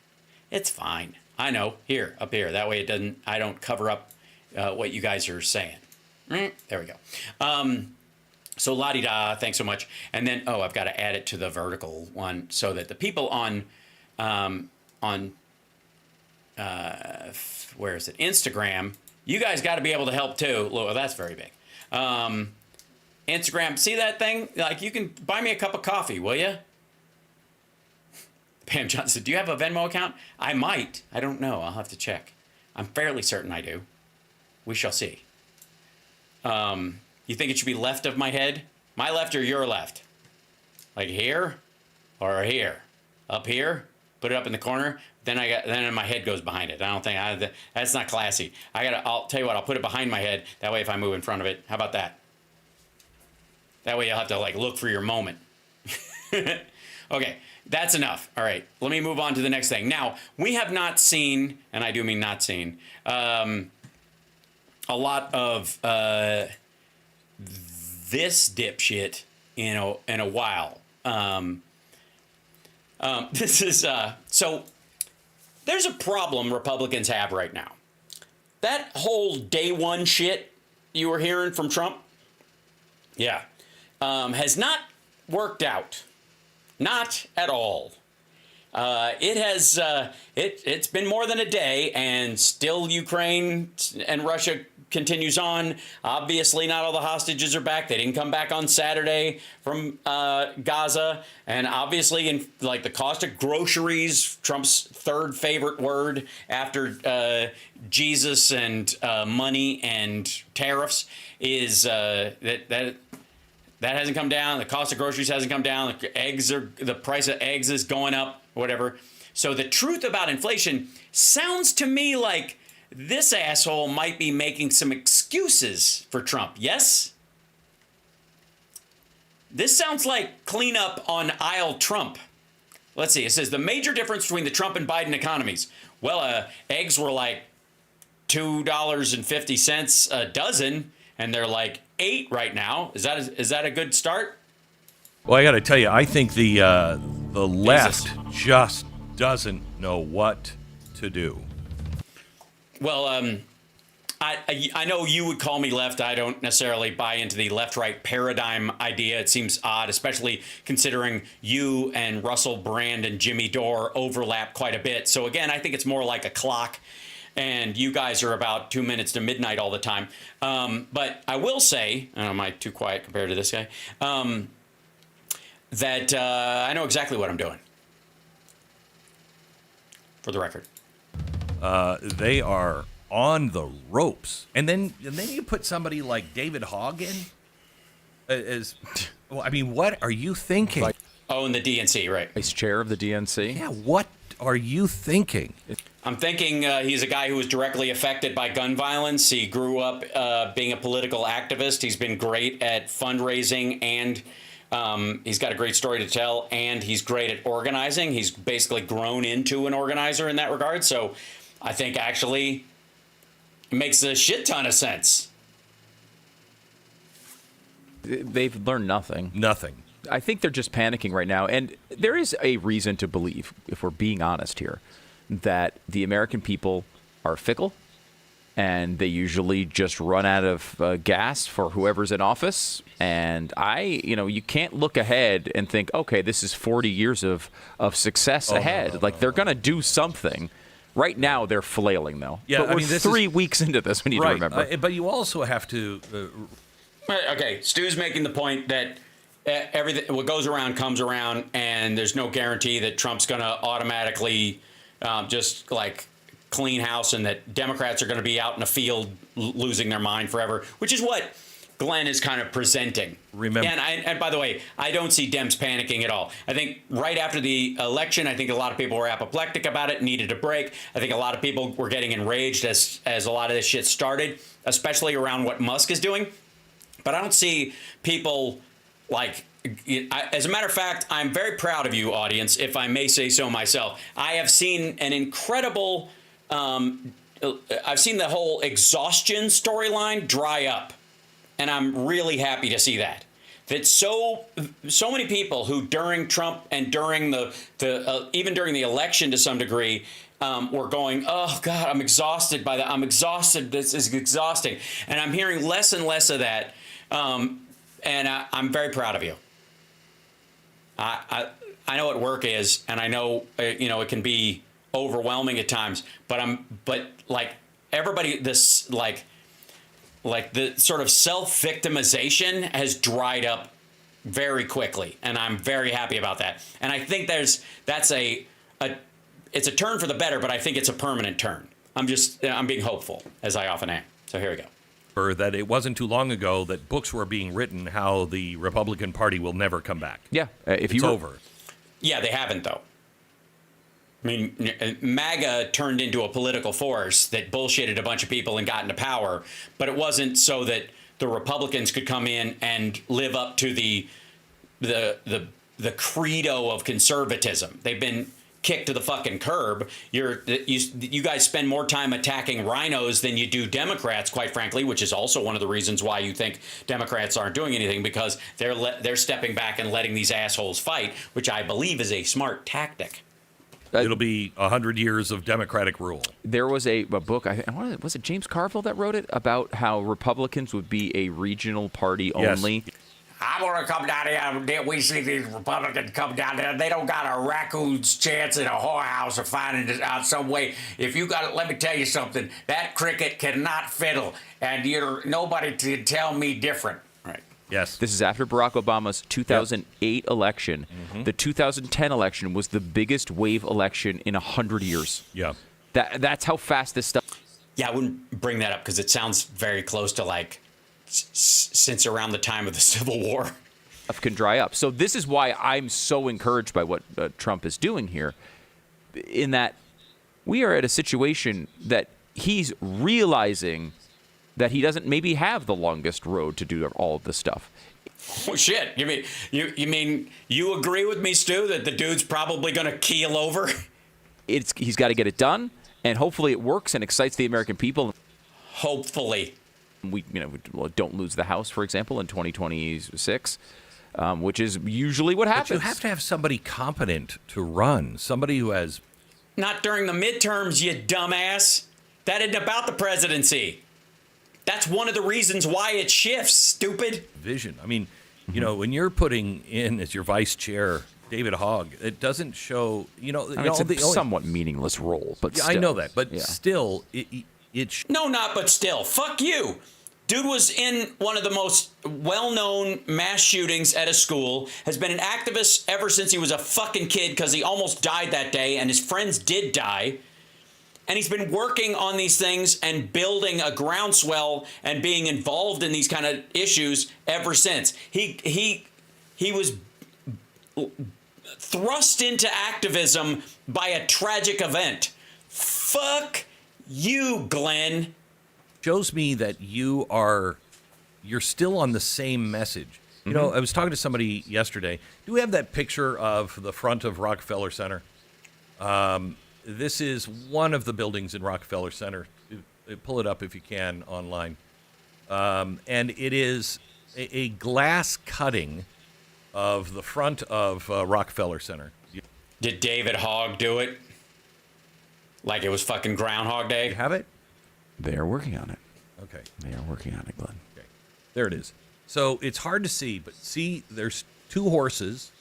Yes, and a man and buttocks. Yeah, I can understand why you were just sitting there and you were staring, and you were like, "Damn!"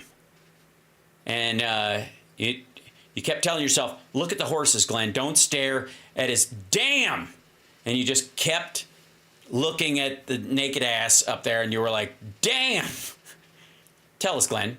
A strong guy, naked, standing, holding those horses back. He's standing on a chariot, and the two horses are being held back. Looks like he works out.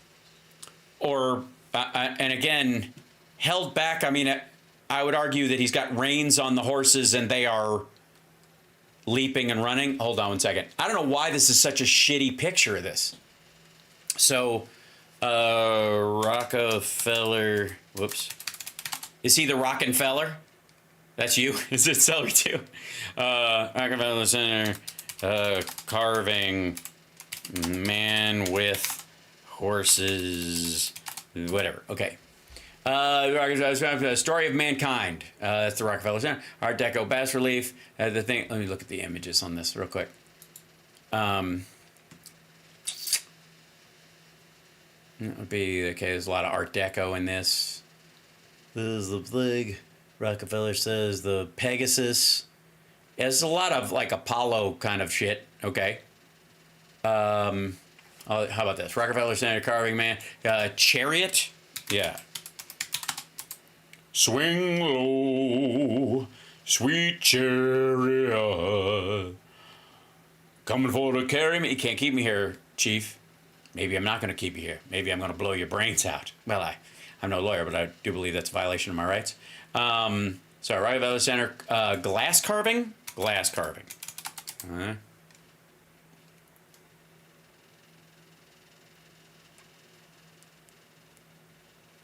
Why is it not showing? Why am I not seeing this shit? I'm seeing a lot of Greco, Art Deco, nude kind of stuff.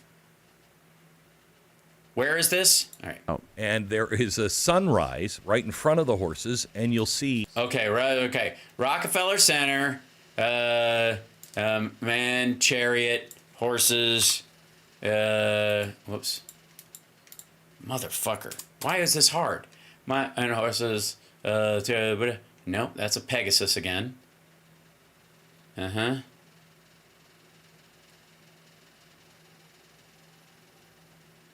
I wish he would just say where the fuck this thing is. Maybe he's wrong. Maybe it's not in Rockefeller Center and he just put this fucking name there. So stupid. Okay, anyways. The youth in front of the horse. Sorry, he's describing the whole thing and they're only showing part of it. That's what annoys me. See, there's two horses and then the strong guy, naked, standing, holding those horses back. He's standing on a chariot, and the two. Well, I mean, if you're freeballing it, you don't want those horses running wild. Let's see, car. Let's see, John riding horses, carriage, 4 horses, carriage, rocket. Okay, that's not it. Chariot, man with horses, carving, something like that. Carving. Yeah, where the fuck? I mean, it looks pretty significant, unless it's tiny. Is it one of the small, insignificant ones? And we're being, because there's a bunch of this. Okay, here you go. See what I mean? There's like all this Art Deco shit.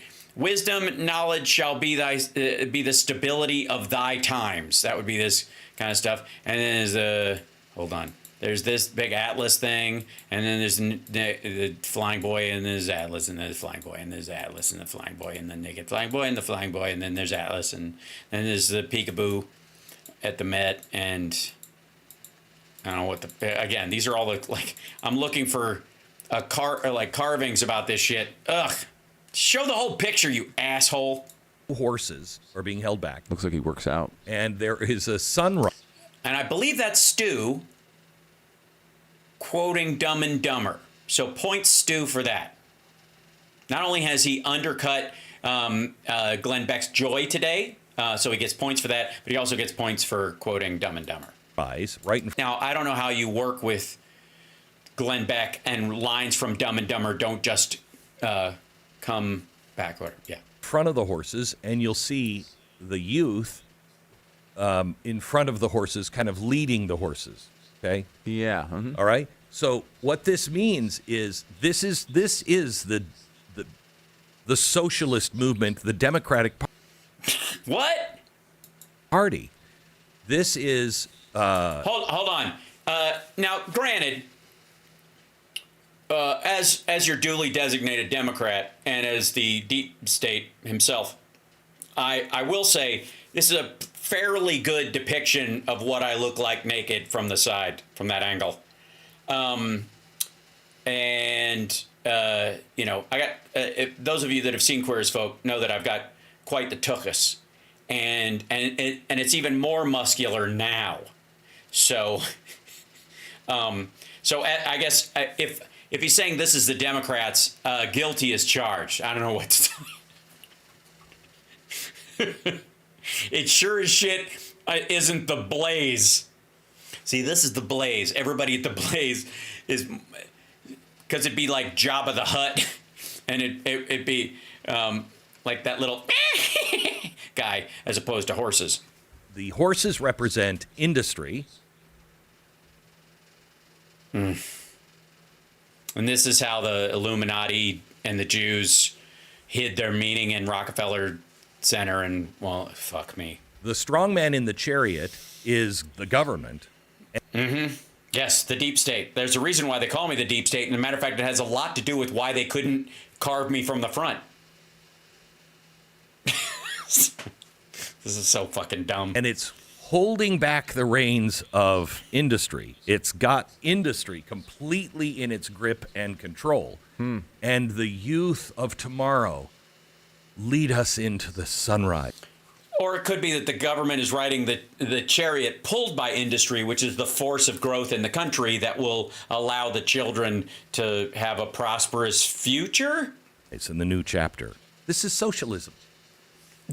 No, it isn't. It's a concrete ass. What it is, you weirdo. This is what they're still offering us. Where Trump is saying, no, we don't want the strong guy in the chariot. First of all, Trump thinks of himself as the strong guy in the chariot. It's at Rockefeller Center. Trump probably walked past this and envisioned, like, that's me. That's basically me up there, you know, except I'm glad they carved off the abs and, you know, so that I don't, you know, that guy could probably see his penis. We don't want that. And we just want competent people. I don't care if they're 12. All right, God damn it. Fuck you. What? Okay. Chariot carving, Rockefeller Center.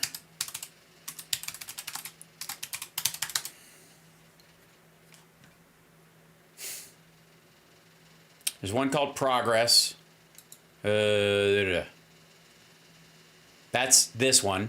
I don't know what the fuck this is. This is apparently the childless cat lady stepping on America's bald eagle on her way to feed industry an acacia tree branch. Straight up masonry, folks. That's what that business is right there. Okay. See all the art. Yes. Where's the guy? There's the guy with the thing, and there's the old dudes, and there's some Egyptian stuff, and there's the lady with the dog and the thing. There's the, I don't know, the people of the earth. There's the Atlas. There's Naked Lady. There's the, nice to meet you, Sam. How you doing? I'm doing all right. I'm doing all right. Excuse us. We're having naked fun time underneath the giant torch of sex and love. This is the Love Sexy. This is of course MAGA kicking the earth while the devil plays footsie with it.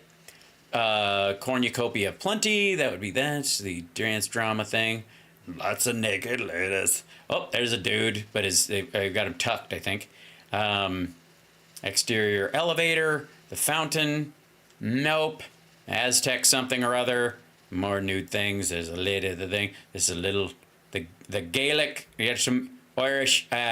Perched above the entrance of La Maison Francaise, this massive, majestic figure symbolic of the French freedom as she proclaimed liberté, égalité, fraternité.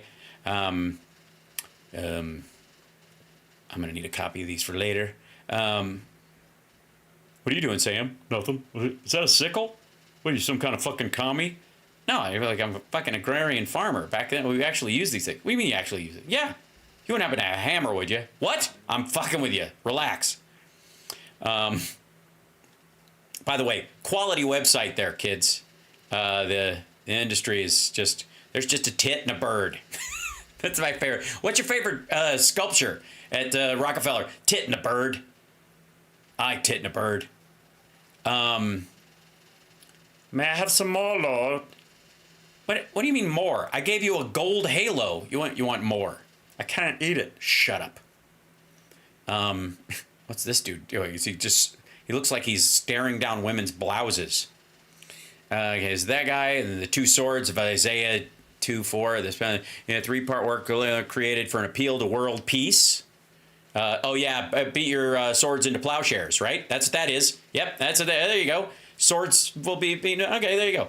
Oh, it's at 636 Fifth Avenue. This motherfucker. You're kidding me, right?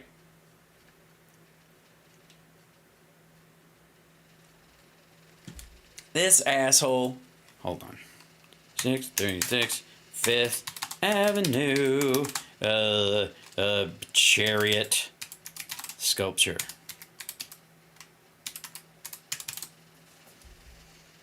Youth leading industry. There it is. The New York Relief. Okay. That's all right. Let's see. View Waymark Gallery. Let's do this thing. Okay. Come on, man. Give me the whole thing. There's a big buttocks. There you go. Really? That's the best picture of this? What the fuck is wrong with you guys? Come on.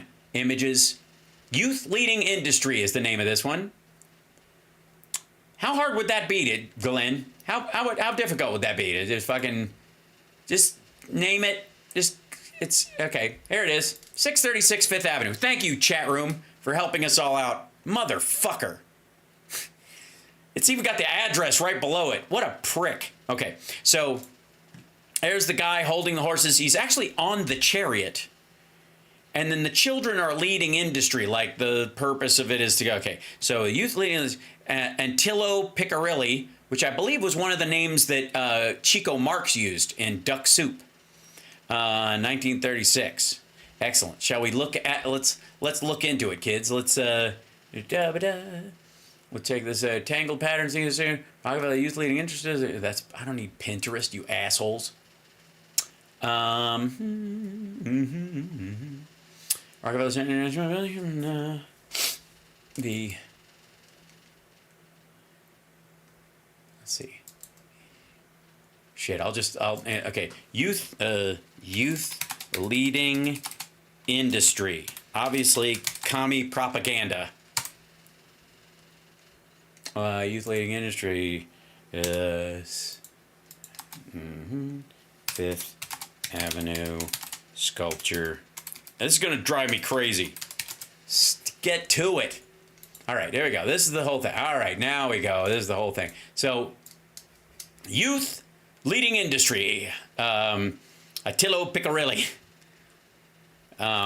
What are you talking about? There is no sanity clause. This bas relief was cast to capture the energy of modern future emerging in Italy.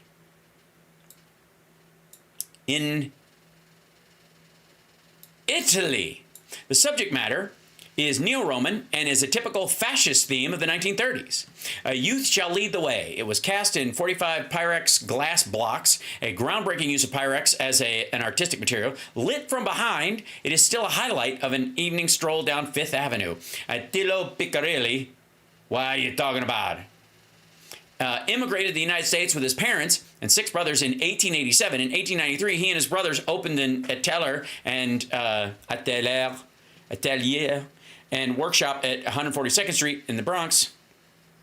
There it is. Okay, it's the business, the center, the Rockefeller Center. Really? That's all we get to you motherfucker.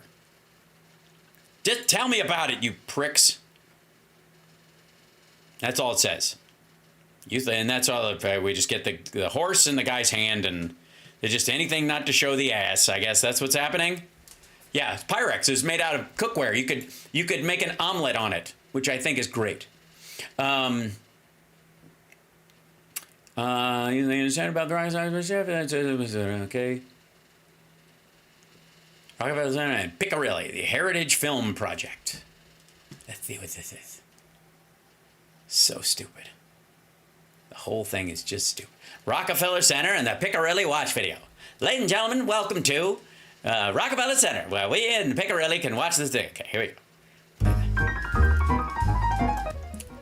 I like ass and glass and stone, stone and glass and ass. Sorry.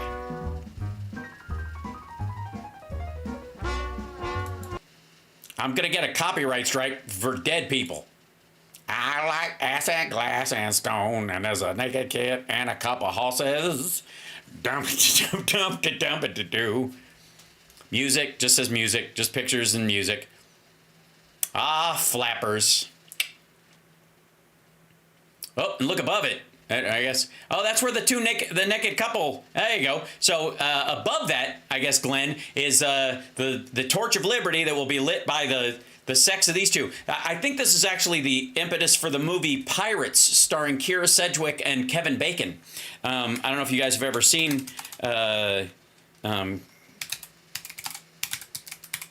one of just an amazing, super fun movie. And my buddy Rob and I, what's up, Rob? Rob Fiedler and I used to watch this movie whenever it came on. It was like perpetually on HBO for a period, and it's so good. So for those of you who don't know, it's a comedy, relationship comedy, told like they break the fourth wall and they have these interviews, kind of Annie Hall style. But apparently every time they have sex, something catches fire. It burns the building down, or they knock over a candle, or whatever. And there's all these stories, and it's a sweet story, and I love it, and it's very funny. And I've always loved this one. And if you've never seen Pirates, I highly recommend it. and it has one of the greatest quotes in like indie film history. You, sir, are the most sublime evil genius since the early oeuvre of Frank Gorshin as the Riddler. No, I insist. So anytime you see me write I insist or say I insist, that's where I got it from. It became a running gag in our household. There you go. Anyways, Glenn basically is making an excuse for looking at a guy's ass. Okay, Italian sculpture made of glass, classic Italian fascist, pro-fascist stuff amongst all the other shit that's around there. Okay. 12 or 112 if they're competent. We just want competent. Also, wait a minute. Shut the fuck up. Can I just say that, like, why are we focusing on that one? Below this one up. Open image in new tab. That's how I. Why all the fixation? Hey, Glenn, why all the fixation on that other picture when you got the kind of like the two page boys and the ladies and against a blue paisley like daisy background with golden hair and stuff? This is like straight up Thule Society shit. This is like something a young Adolf Hitler would have on the ceiling of his room over his bed. This is like Nazi whacking material. Why are you not fixating on that one, dummy? How come this one? How come you gotta look at the dude, the two horses in the guy's ass, but this one, Hitler's wet dream, apparently doesn't interest you? All right. And people, setting the course for us. And that could be, it doesn't necessarily have to be elected. The elected guy is in the chariot. I want that guy just to be. What are you talking about? It's fascist shit. It's about the strong man. It's about the dominant alpha male. It's not about elected government, you weirdo. Okay, so you're more the horse, I guess. Really small and really not even in the picture. But your penis? Oh, right. Yeah. Quite honestly. Yeah. I mean, this goes back to the speech J.D. Vance made this week about AI. Yeah. Which we haven't really discussed all that much. No, but we it was haven't. like really encouraging. It was like saying, hey, we're freaking. No, it wasn't. It was like, safety? Pfft, shut up. In America here. Of course we're going to dominate this industry, obviously. Yeah. Do we want it? Yeah. So we're going to take it. And like that, we're not going to. Yeah, that's not what the speech was. The speech is that too many safety measures are hamstringing innovation in this area. The reality is it's all too late. This is just dumb. You can't put the genie back in the bottle. Lose to China. Like it was like. It wasn't apologizing for that. It wasn't saying, well, really, we should give this technology to everyone because Yeah, nobody's saying that. Not the Europeans. They especially don't want the Chinese to have it, fucking moron. Everyone needs it. Everybody's saying, hey, how do we use this without it automatically launching nukes like it's fucking war games, or creating like some sort of factory where it creates this gray ooze of nanobots and it just starts making them and never stops and fills the world with gray goo. That's what they're concerned about. No, it was just like, no, we're the best at it, and we're going to do it, and we're going to do everything we can to make sure we're the ones in control of this, because it's not only important for our economy, but also for the nation's security and freedom of the world. Yeah, quite honestly. Quite honestly. See what James Cameron came out and said? Normally, I don't care what James Cameron said, but because he's the guy, with Skynet and the Terminator. Okay, yeah. He came out and said, I wrote a fictional nightmare. He said, but this time it's not fictional. It's not speculation. It's already happening. That's a quote from him. He said, it's a scarier scenario than what I presented in Terminator 40 years ago. If for no other reason that it's no. Whoa, asshole! You can't commend. Oh, fuck this. You can't commend J.D. Vance's speech on AI and then read this clip, because his whole point was fuck safety. Oh, God. now I got to jump into this dumbass nonsense. All right, hold on. So stupid. Just JD Vance AI speech.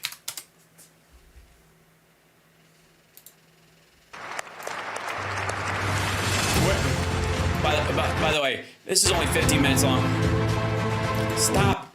Simmer down. Let me do this. Is this? Where's the whole thing? Encourage the spirit of like groundbreaking, sharing the benefit of technology. Kind of forced service massive regulations. Okay, yeah. So, and create taking down content. Where is it good? Firms navigating the endless legal compliance. Oh yeah, here we go. So this is pretty close to where he starts. Or otherwise risking massive fines. Now, for some, the easiest way to avoid the dilemma has been to simply block EU users in the first place. Is this really the future that we want? Ladies and gentlemen, I think the answer for all of us should be no. Now, there's no issue where we worry about more than regulation when it comes to energy. And again, I appreciated the comments of so many at the conference. Nah, I got to tell you, no, I'm not worried about energy. I'm worried about water, clean water and clean air. You can survive if you have clean water and clean air, even if it takes you a little longer or it's more expensive to travel someplace. Because they recognize that we stand now at the frontier of an AI industry that is hungry for reliable power and high-quality semiconductors. Yet too many of our friends are deindustrializing on the one hand and chasing reliable power out of their nations and off their grids with the other. The AI future is not going to be won by hand-wringing about safety. It will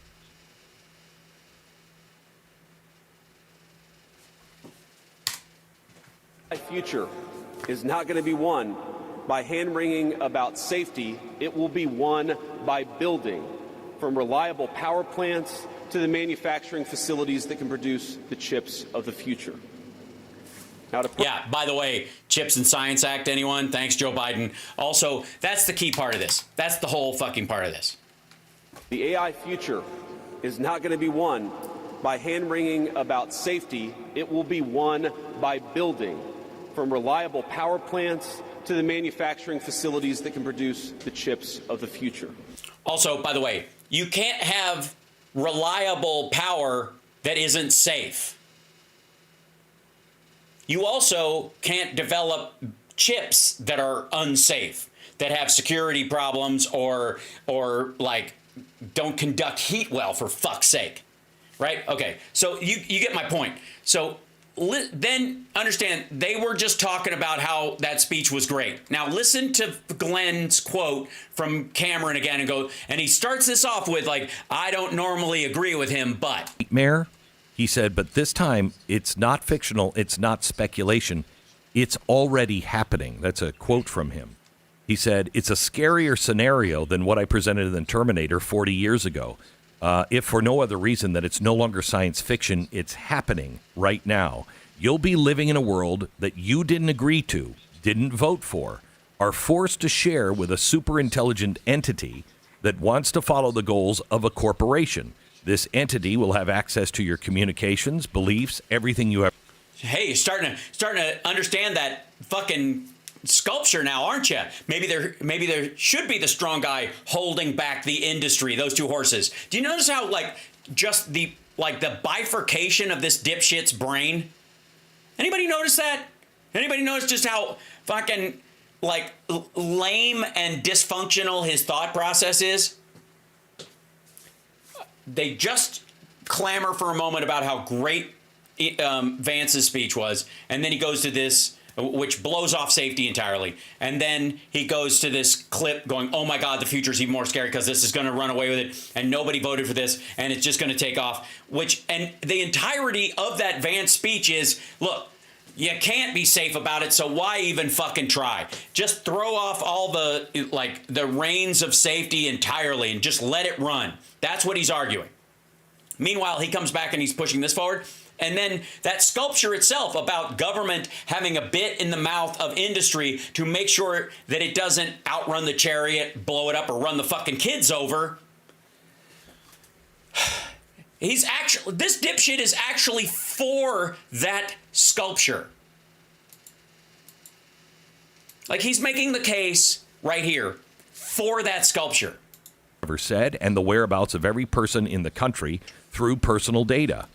Right, which is why we have a problem with Elon Musk looking into everybody's shit and having access to it so that he can just feed it into Grok and take everybody's information. You're so close to it, dipshit. You're so fucking close to it. He said its ability to predict and influence human behavior.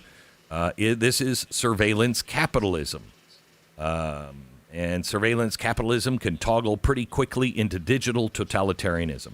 This is the hard place, is I don't want the government to own it, but I also don't trust corporations to own it. I trust corporations more than I trust the government. Why?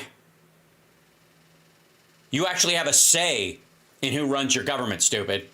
You actually can vote and change the leadership of your government. You have no say in the board of a corporation unless you're a major stakeholder, which, Stu, you are not.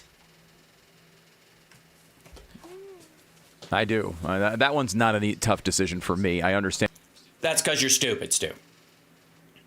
Hey, you can't spell stupid without Stu. And, yeah, you're an idiot. This is fucking lame. This is dumb.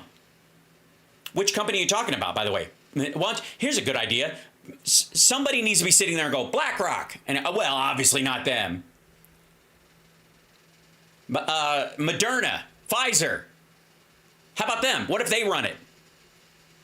Do you trust the government more now? Donald Trump runs the government. You seem to like him.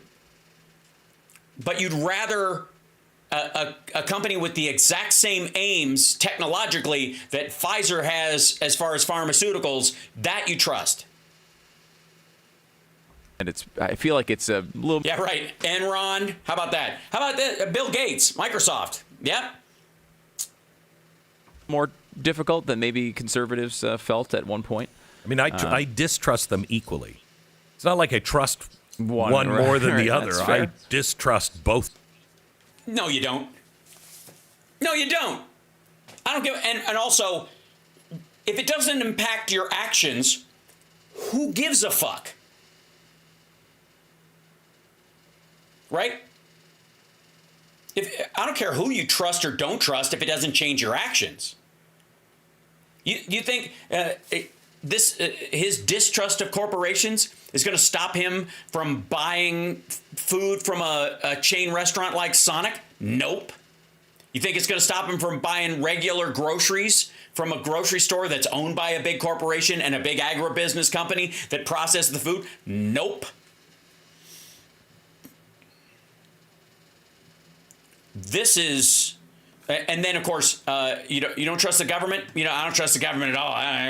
Oh yeah. So you think the military are full of people who will let the Chinese or the Russians win? Is that the idea? No, of course not. Of course not. Of course not. Have you flown in an airplane lately? You obviously, I don't know how much you should right now, but you obviously trust the FAA. You trust fucking stoplights every time you drive across the fucking city. It's a lie. You absolutely trust these things. But it doesn't sound cool to go, oh, yeah, I got my issues with, some of these things make me nervous sometimes, because you sound like a wuss. But if you go, I don't trust anybody, you sound like I don't know, like you're a fucking nihilist in The Big Lebowski. We believe in nothing, Lebowski. I trust corporations more, and the reason is that there's actual competition between them, and it's not. I don't trust any individual. For what? Competition for what? Your money, your eyeballs, your data. The government is not competing with those organizations for your data. Individual corporation necessarily, but like the impacts of the market, I think generally speaking lead us to good things. But that it's up for debate. Yeah. I mean, obviously, the mRNA vaccines are cheaper, easier to produce. You can modify them. So obviously, he trusts Pfizer and Moderna right out of the box. Like, look, they're Moderna, and Pfizer are competing with each other. So Stu believes in, that competition is healthy, and so he feels like he can trust both vaccines. Right. Okay. You see where I'm going with this? Of course. I mean, the problem here is you sort of have to choose one path or another. And I can tell you, I do not want centralized control of AI. No. Do I want guardrails? Okay. Again, nobody's talking about centralized control of AI, stupid. And again, it's too late for guardrails. Around it for national security purposes, sure. But when it comes to whether I don't love tech companies, for example, I think, No, fuck you. You don't get to back out now and go, I'm not crazy about tech companies. You said you trust them more than you trust the government. In for a penny, in for a pound, dipshit. There's been a lot of good things, but there's been a lot of bad things. Yeah. That being said, the difference between that and the government is, to me, there's a pretty bright line there. I have to tell you that, if you look at what's happening in Europe and Canada, I mean, did you hear that Canada, they are now trying to pass a bill that you can go to prison if you say anything favorable about oil, gas, or coal? Go to jail. That's sensible. Yeah. Yeah, I'm going to call bullshit. Yeah, it's just dumb. Horseshit. Yeah. That's going to work out really well, isn't it? I mean, these are products that have built our civilization. Exactly. Also, again, just bullshit. Hold on. Canadian law, oil, gas, jail, favorable.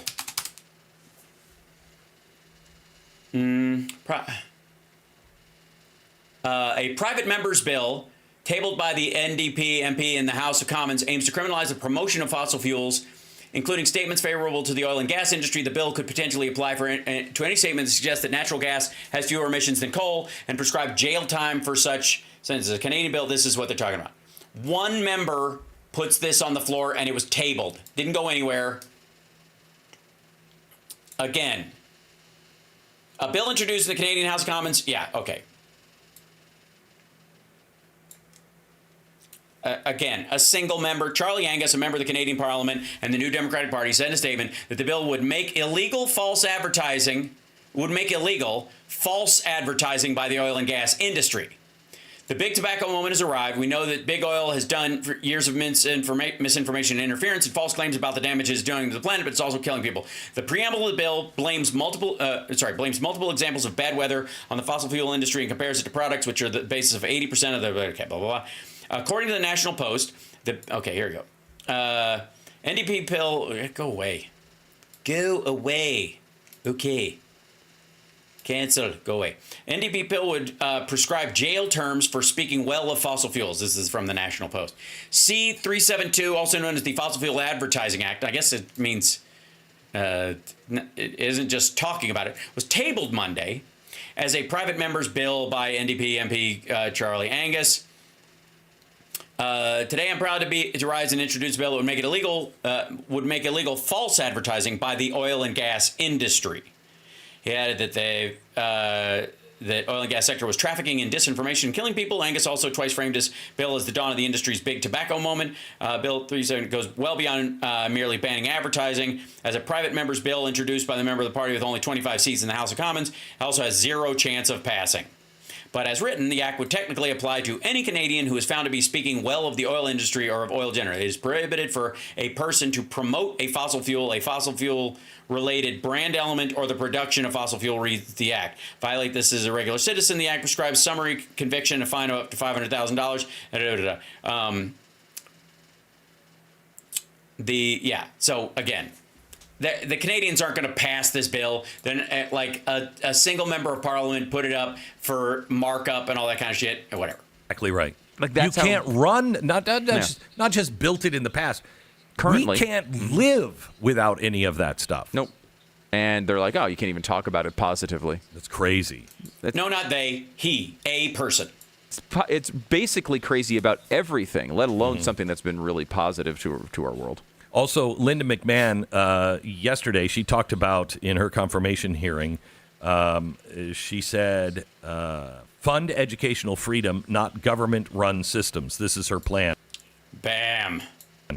Listen to the parents, not the politicians. Build up careers. Boom. Not college debt. Empower states, not special interest. Invest in teachers, not Washington. What, she just flipped through a bunch of charter school bumper stickers? And bureaucrats. November proved that. I would like to remind everybody that the name of this video is the major difference between the Trump and Biden economies. Americans overwhelmingly support the president's vision, and I'm ready to enact it. Education is an issue that determines our national success and prepares American workers to win the future. The legacy of our nation's leadership and education is one that every person in this room embraces with pride. Unfortunately, many Americans today are experiencing a system in decline. Well, yeah, I mean, honestly, you wouldn't have any viewers if they didn't, Glenn. I don't know how you argue about against these things. I really don't. Well, I don't have to. They're nonsensical. They are vaporware. You might as well be saying Coke is life. We all know our schools are failing like crazy. And she was asked. No, they aren't. Our schools are not failing. Red states are failing so bad they are dragging down the test scores of other states. Does that mean you're going to cut off? And by the way, hold on. Let's do this again, because this drives me fucking crazy. Let's see. Spending by student, by states, outcomes, U.S. Something like that. Hold on.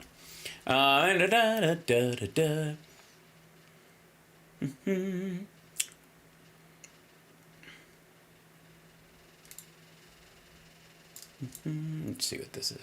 Helios, winners and losers of public school funding. I'm trying to look for a chart that shows you this. Regional disparities. There you go. Per student spending in 2023. Top 10 states by per pupil spending in 2023. Because of the varied formulas determine the state education budget, per pupil spending varies greatly across the country. The states below, however, had the highest per pupil spending in 2023. Vermont, New Jersey, Connecticut, New Hampshire, Delaware, Rhode Island, Alaska, Hawaii, Pennsylvania, and Illinois. These are the single ones. Vermont's education finance system emphasizes local control of school boards, setting their budgets and then turning them over to the voters to approve. That state also relies on property taxes and other taxes to fund schools. New Jersey's school funding Reform Act of 2008 was put in place to ensure that lower income school districts had equitable access to state resources. Per student spending, dollar change from 2022 to 2023. There you go. And it should come as no surprise that the states that are spending the least are shitting the bed. West Virginia, Kentucky, Tennessee, Alabama. Largest increases: Hawaii, New Mexico, Delaware, California, Michigan, Vermont, Colorado, Oregon, Rhode Island, New Jersey. There we go. Now, let's take a look at, let's see, school per pupil success rate by state, U.S. Okay. Do do do do do do do.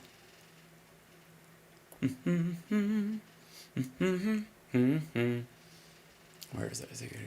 Okay. Trying to do this ranking. Or what are you doing? What? Overall ranking by state. Okay. Here you go. Here's by states. Massachusetts, best public schools. 48.8% ranked in the top 25. Connecticut, New Jersey, Virginia, right around because of D.C. New Hampshire, Maryland, Delaware, Nebraska, Wisconsin, Vermont. Those are the top 10. Here's the 50 states. Overall ranking, school quality, student safety, student success.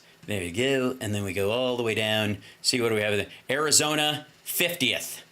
Louisiana. Nevada's at 48th. Like these cities with these states with 3 cities are a lot of fun. New Mexico, Alabama, South Carolina, Oklahoma, North Carolina, Florida, Tennessee. There's California, which is, of course, a half desert and half other cities. It's split right in half. Mississippi, Texas, Utah, Hawaii. Okay, so the bottom part of this, what do you think the Trump voter turnout is in the bottom 10? Also, how much you spend per student often is how well your students do by comparison.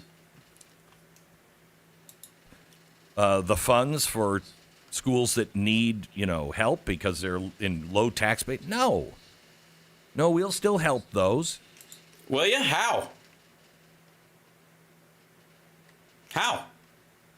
If you don't have the Department of Education and Trump wants to shut it down, you guys are talking about shutting it down. How are you going to get the money to them? Pork? You going to add that to the budget?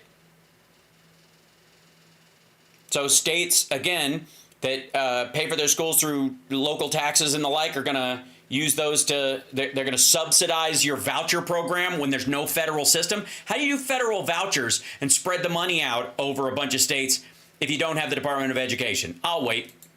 But we're going to get rid of all of this crap that you're required to do to get any of that money. You mean test the kids and make sure they're actually learning?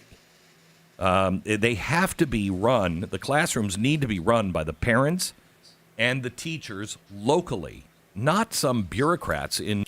They already are. Washington, D.C. They already are. Yeah, and McMahon's a real advocate for school choice. This is an yeah, she homeschool choice. I mean, we have a real opportunity to make a massive difference for. No, you don't. No, you don't.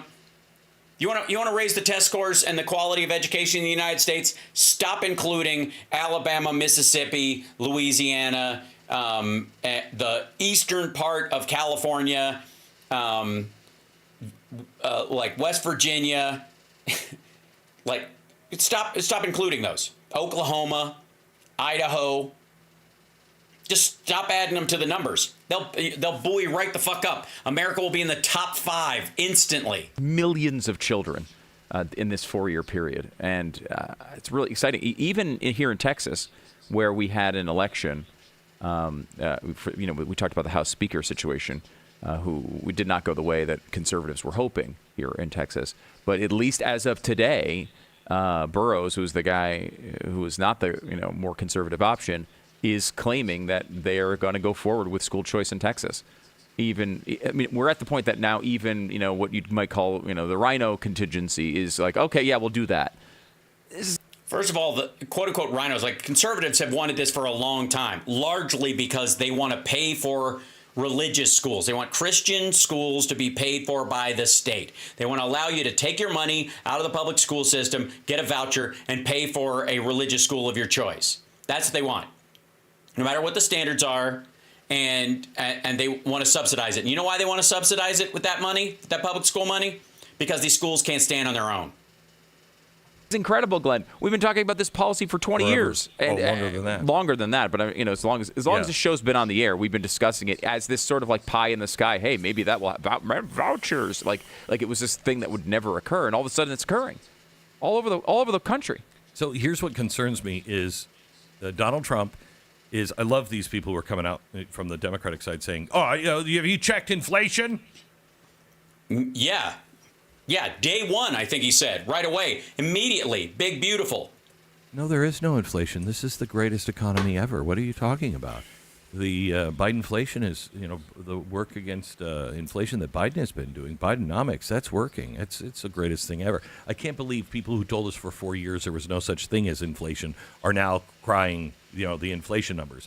And I'm happy to say that our president is saying, yes, inflation it's going to go up and it's going to be. Oh, is that what he's saying? Hard, and we're working. There you go. Right on, Glenn. There you go. It's going to go up, and it's going to be hard. I'm sorry to all the maggots in the chat room.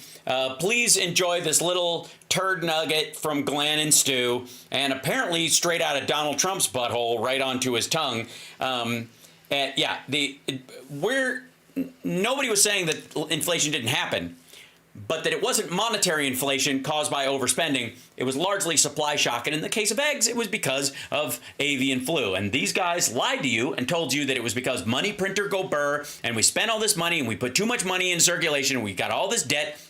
And that's why the egg prices are so high. And then they come in and the egg prices go up by a lot.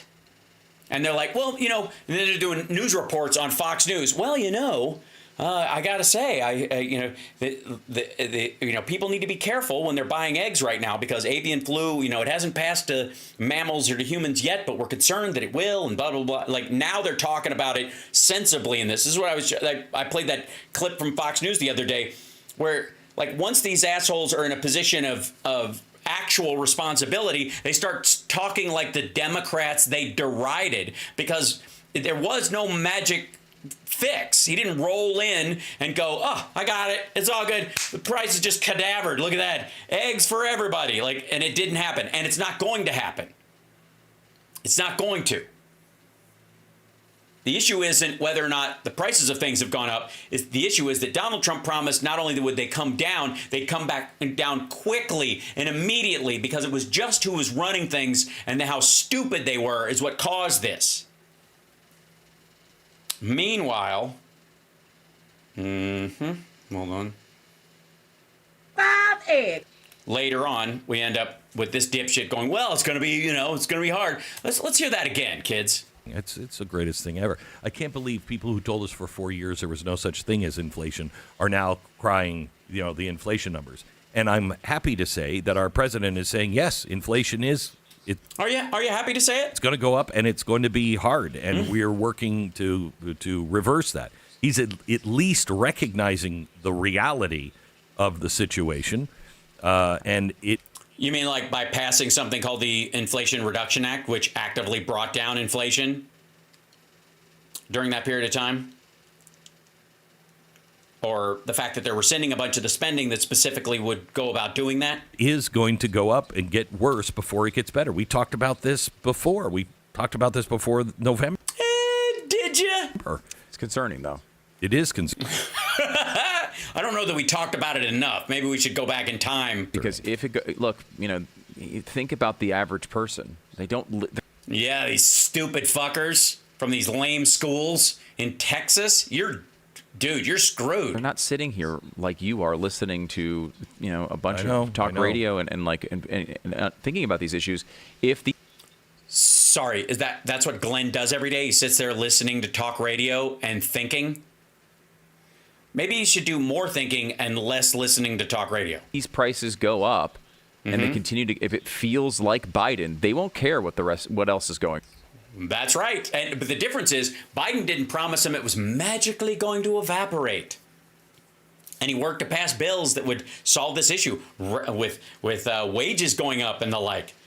But Trump came in and said, day fucking one, it's all going to be big and beautiful and gone. I'm going to fix it. And it's only happening because they're so stupid. And if they were smart like me, the prices would come down quickly and we'll do it in fast. And interest rates were going to come down and gas prices are going to come down and groceries, groceries, what the fuck are groceries? The price of groceries, whatever the shit that is, would come down, right? That was the story. We didn't make him say that. Democrats didn't make him say that. He lied to you, and you lied on his behalf. John, you've got a very short runway with, hey, there's going to be some pain here. You just need to take it, and it'll get better later. That can work. Worked with Reagan, I would argue. Mm-hmm. I mean, the early inflation in 80. Yeah, but when Reagan was president, people were still kind of sane about the political process. And we had a common enemy in the Russians. We at least recognized the common enemy in the Russians. 182 was really high, and then it came down and everything was fine, and he won in a landslide. So it's possible to turn it around, but No, because that one was strictly caused by policy and able to be reversed by policy. This is because Trump lied about COVID, continued to lie all during the Biden presidency about the impacts of that disease and the impact it had on the fucking planet and the cost it would take to shorten supply chains and the fact that it wasn't inflation at all, it was supply shock. And now, and then he sold everybody a bill of goods when he was running, saying, I'll fix this and quick. It's his fucking bed. He has to lie in it. It's a tough tight wire walk. You know, I'm looking at the price of gold. What is the price of gold? It's almost $3,000. Okay. By the way, so just so you know, the price of gold is a panic point. That's when people buy gold as a hedge against inflation.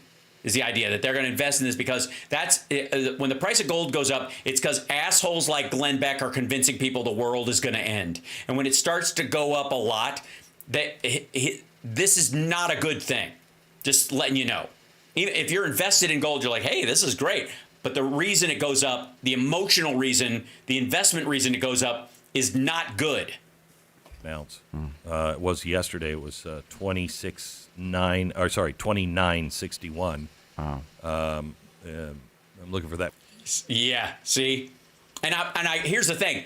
This motherfucker has gold investments. So does Stu. I have no doubt. Probably Glenn definitely has a lot more. But these assholes think this is like gold is real money. That horse shit. It's a pretty rock. And we're this close to being able to like basically have AI alchemy and make gold. So when that happens, holy shit. When they do to gold what's happened to diamonds in a metallurgical sense, it's fucking over for these assholes. They will not know how to, because then your entire life will be based on the worth and value you bring to society, and they got nothing. Because this is the 7th weekly gain on gold. Stu is either very upset or yawning. I'm going with yawning. And it has something to do with it. That was a yawn. It was a yawn. He was doing one of those.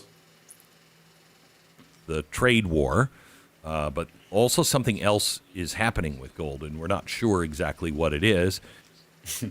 Yeah. Why aren't you sure? Because before, when Biden was in and the price of gold went up, you knew what it meant.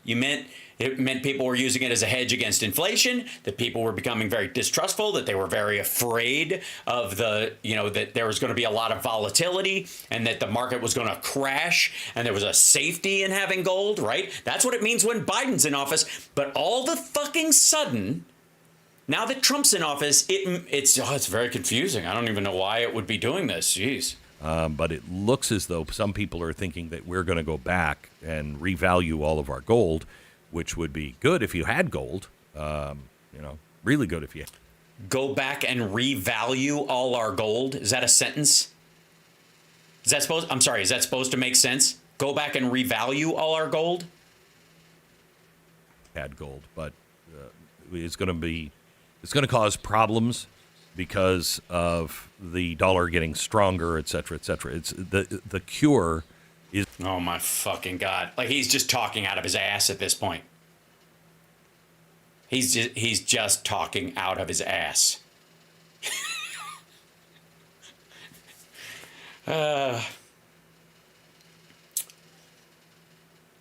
Just enjoy it, kids. Enjoy it. Because, again, all the education stuff they were just talking about, it's going to fuck up red states. If you're in a blue state, I would take care to protect your educational system there. The states will become more responsible for it. If you're in a red state, look for a trend or a moment where you can start running for school board or running for office in your state so that you can turn around the wreck of the education system that these guys are about to oversee. This is just blather. It's not going to be worse than the disease, but the cure is going to make it seem as though the disease is getting. Listen to this motherfucker. Listen to him covering Trump's ass. That's what this is. Oh my fucking God. Good if you had gold, really good if you had gold, but it's going to cause problems because of the dollar getting stronger, et cetera, et cetera. Et cetera, et cetera, et cetera, et cetera. Cure is not going to be worse than the disease, but the cure is going to make it seem as though the disease is getting worse. before it gets better. Jesus, what a bailout. Look at the tail end of this shit. Like, oh, cut right there. I don't know what the fuck I'm talking about. Sometimes you can tell, by the way, I would like to say that might have been just like, news malpractice by Glenn. We see this shit all the time. And sometimes he just has to keep talking until he gets to the break. And he's trying to like yammer to get to the hard break. And that's where they cut off when he's doing the show. Jesus Christ. Just the fucking lazy, ignorant bullshit. I can't believe I only got like through a couple of these things. Jesus.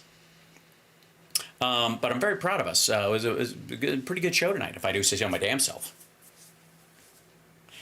Hit that like, by the way, share the show. I will see you guys tomorrow. Tomorrow morning, I have to go and I'm getting more, I'm doing cryotherapy. And I'm also doing my barometric pressure, the oxygen chamber thing again. Very exciting. I'll post a picture from inside the pod. It's pretty hilarious. Like, it's not one of the big fancy ones like Michael Jackson slept in. It's just kind of like it's like a giant sleeping bag they fill with water. It's like airtight. Yeah, for real. And they put the little oxygen things in your nose, and then you just lay there for an hour, and it forces the oxygen into your cells so that it helps my shoulder heal. Because I still have like the top of this muscle is fine, and the bottom of the muscle is fucked up because the tricep disengaged. So there's like this chain of shit that I'm trying to heal in my arm.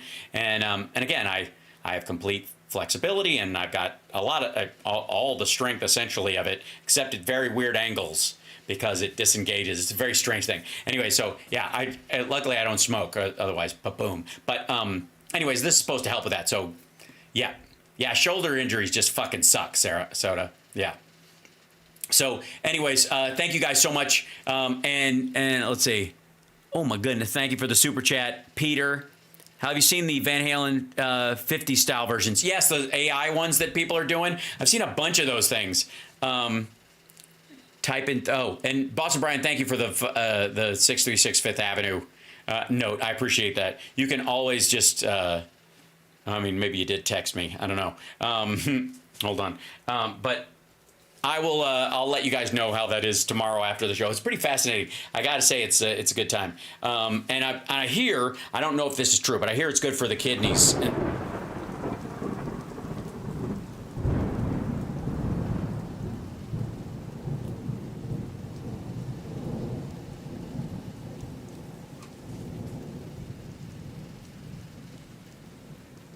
The kidney has a very special place in the heart. Oh no! Is that true? Does anybody know? Is that true, you guys? That concerns me.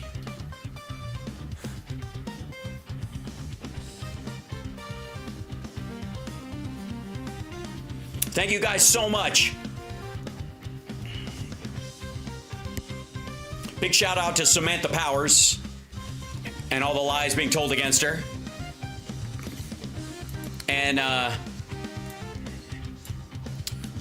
very special Friday Eye this week, just letting you know ahead of time. Oh my gosh.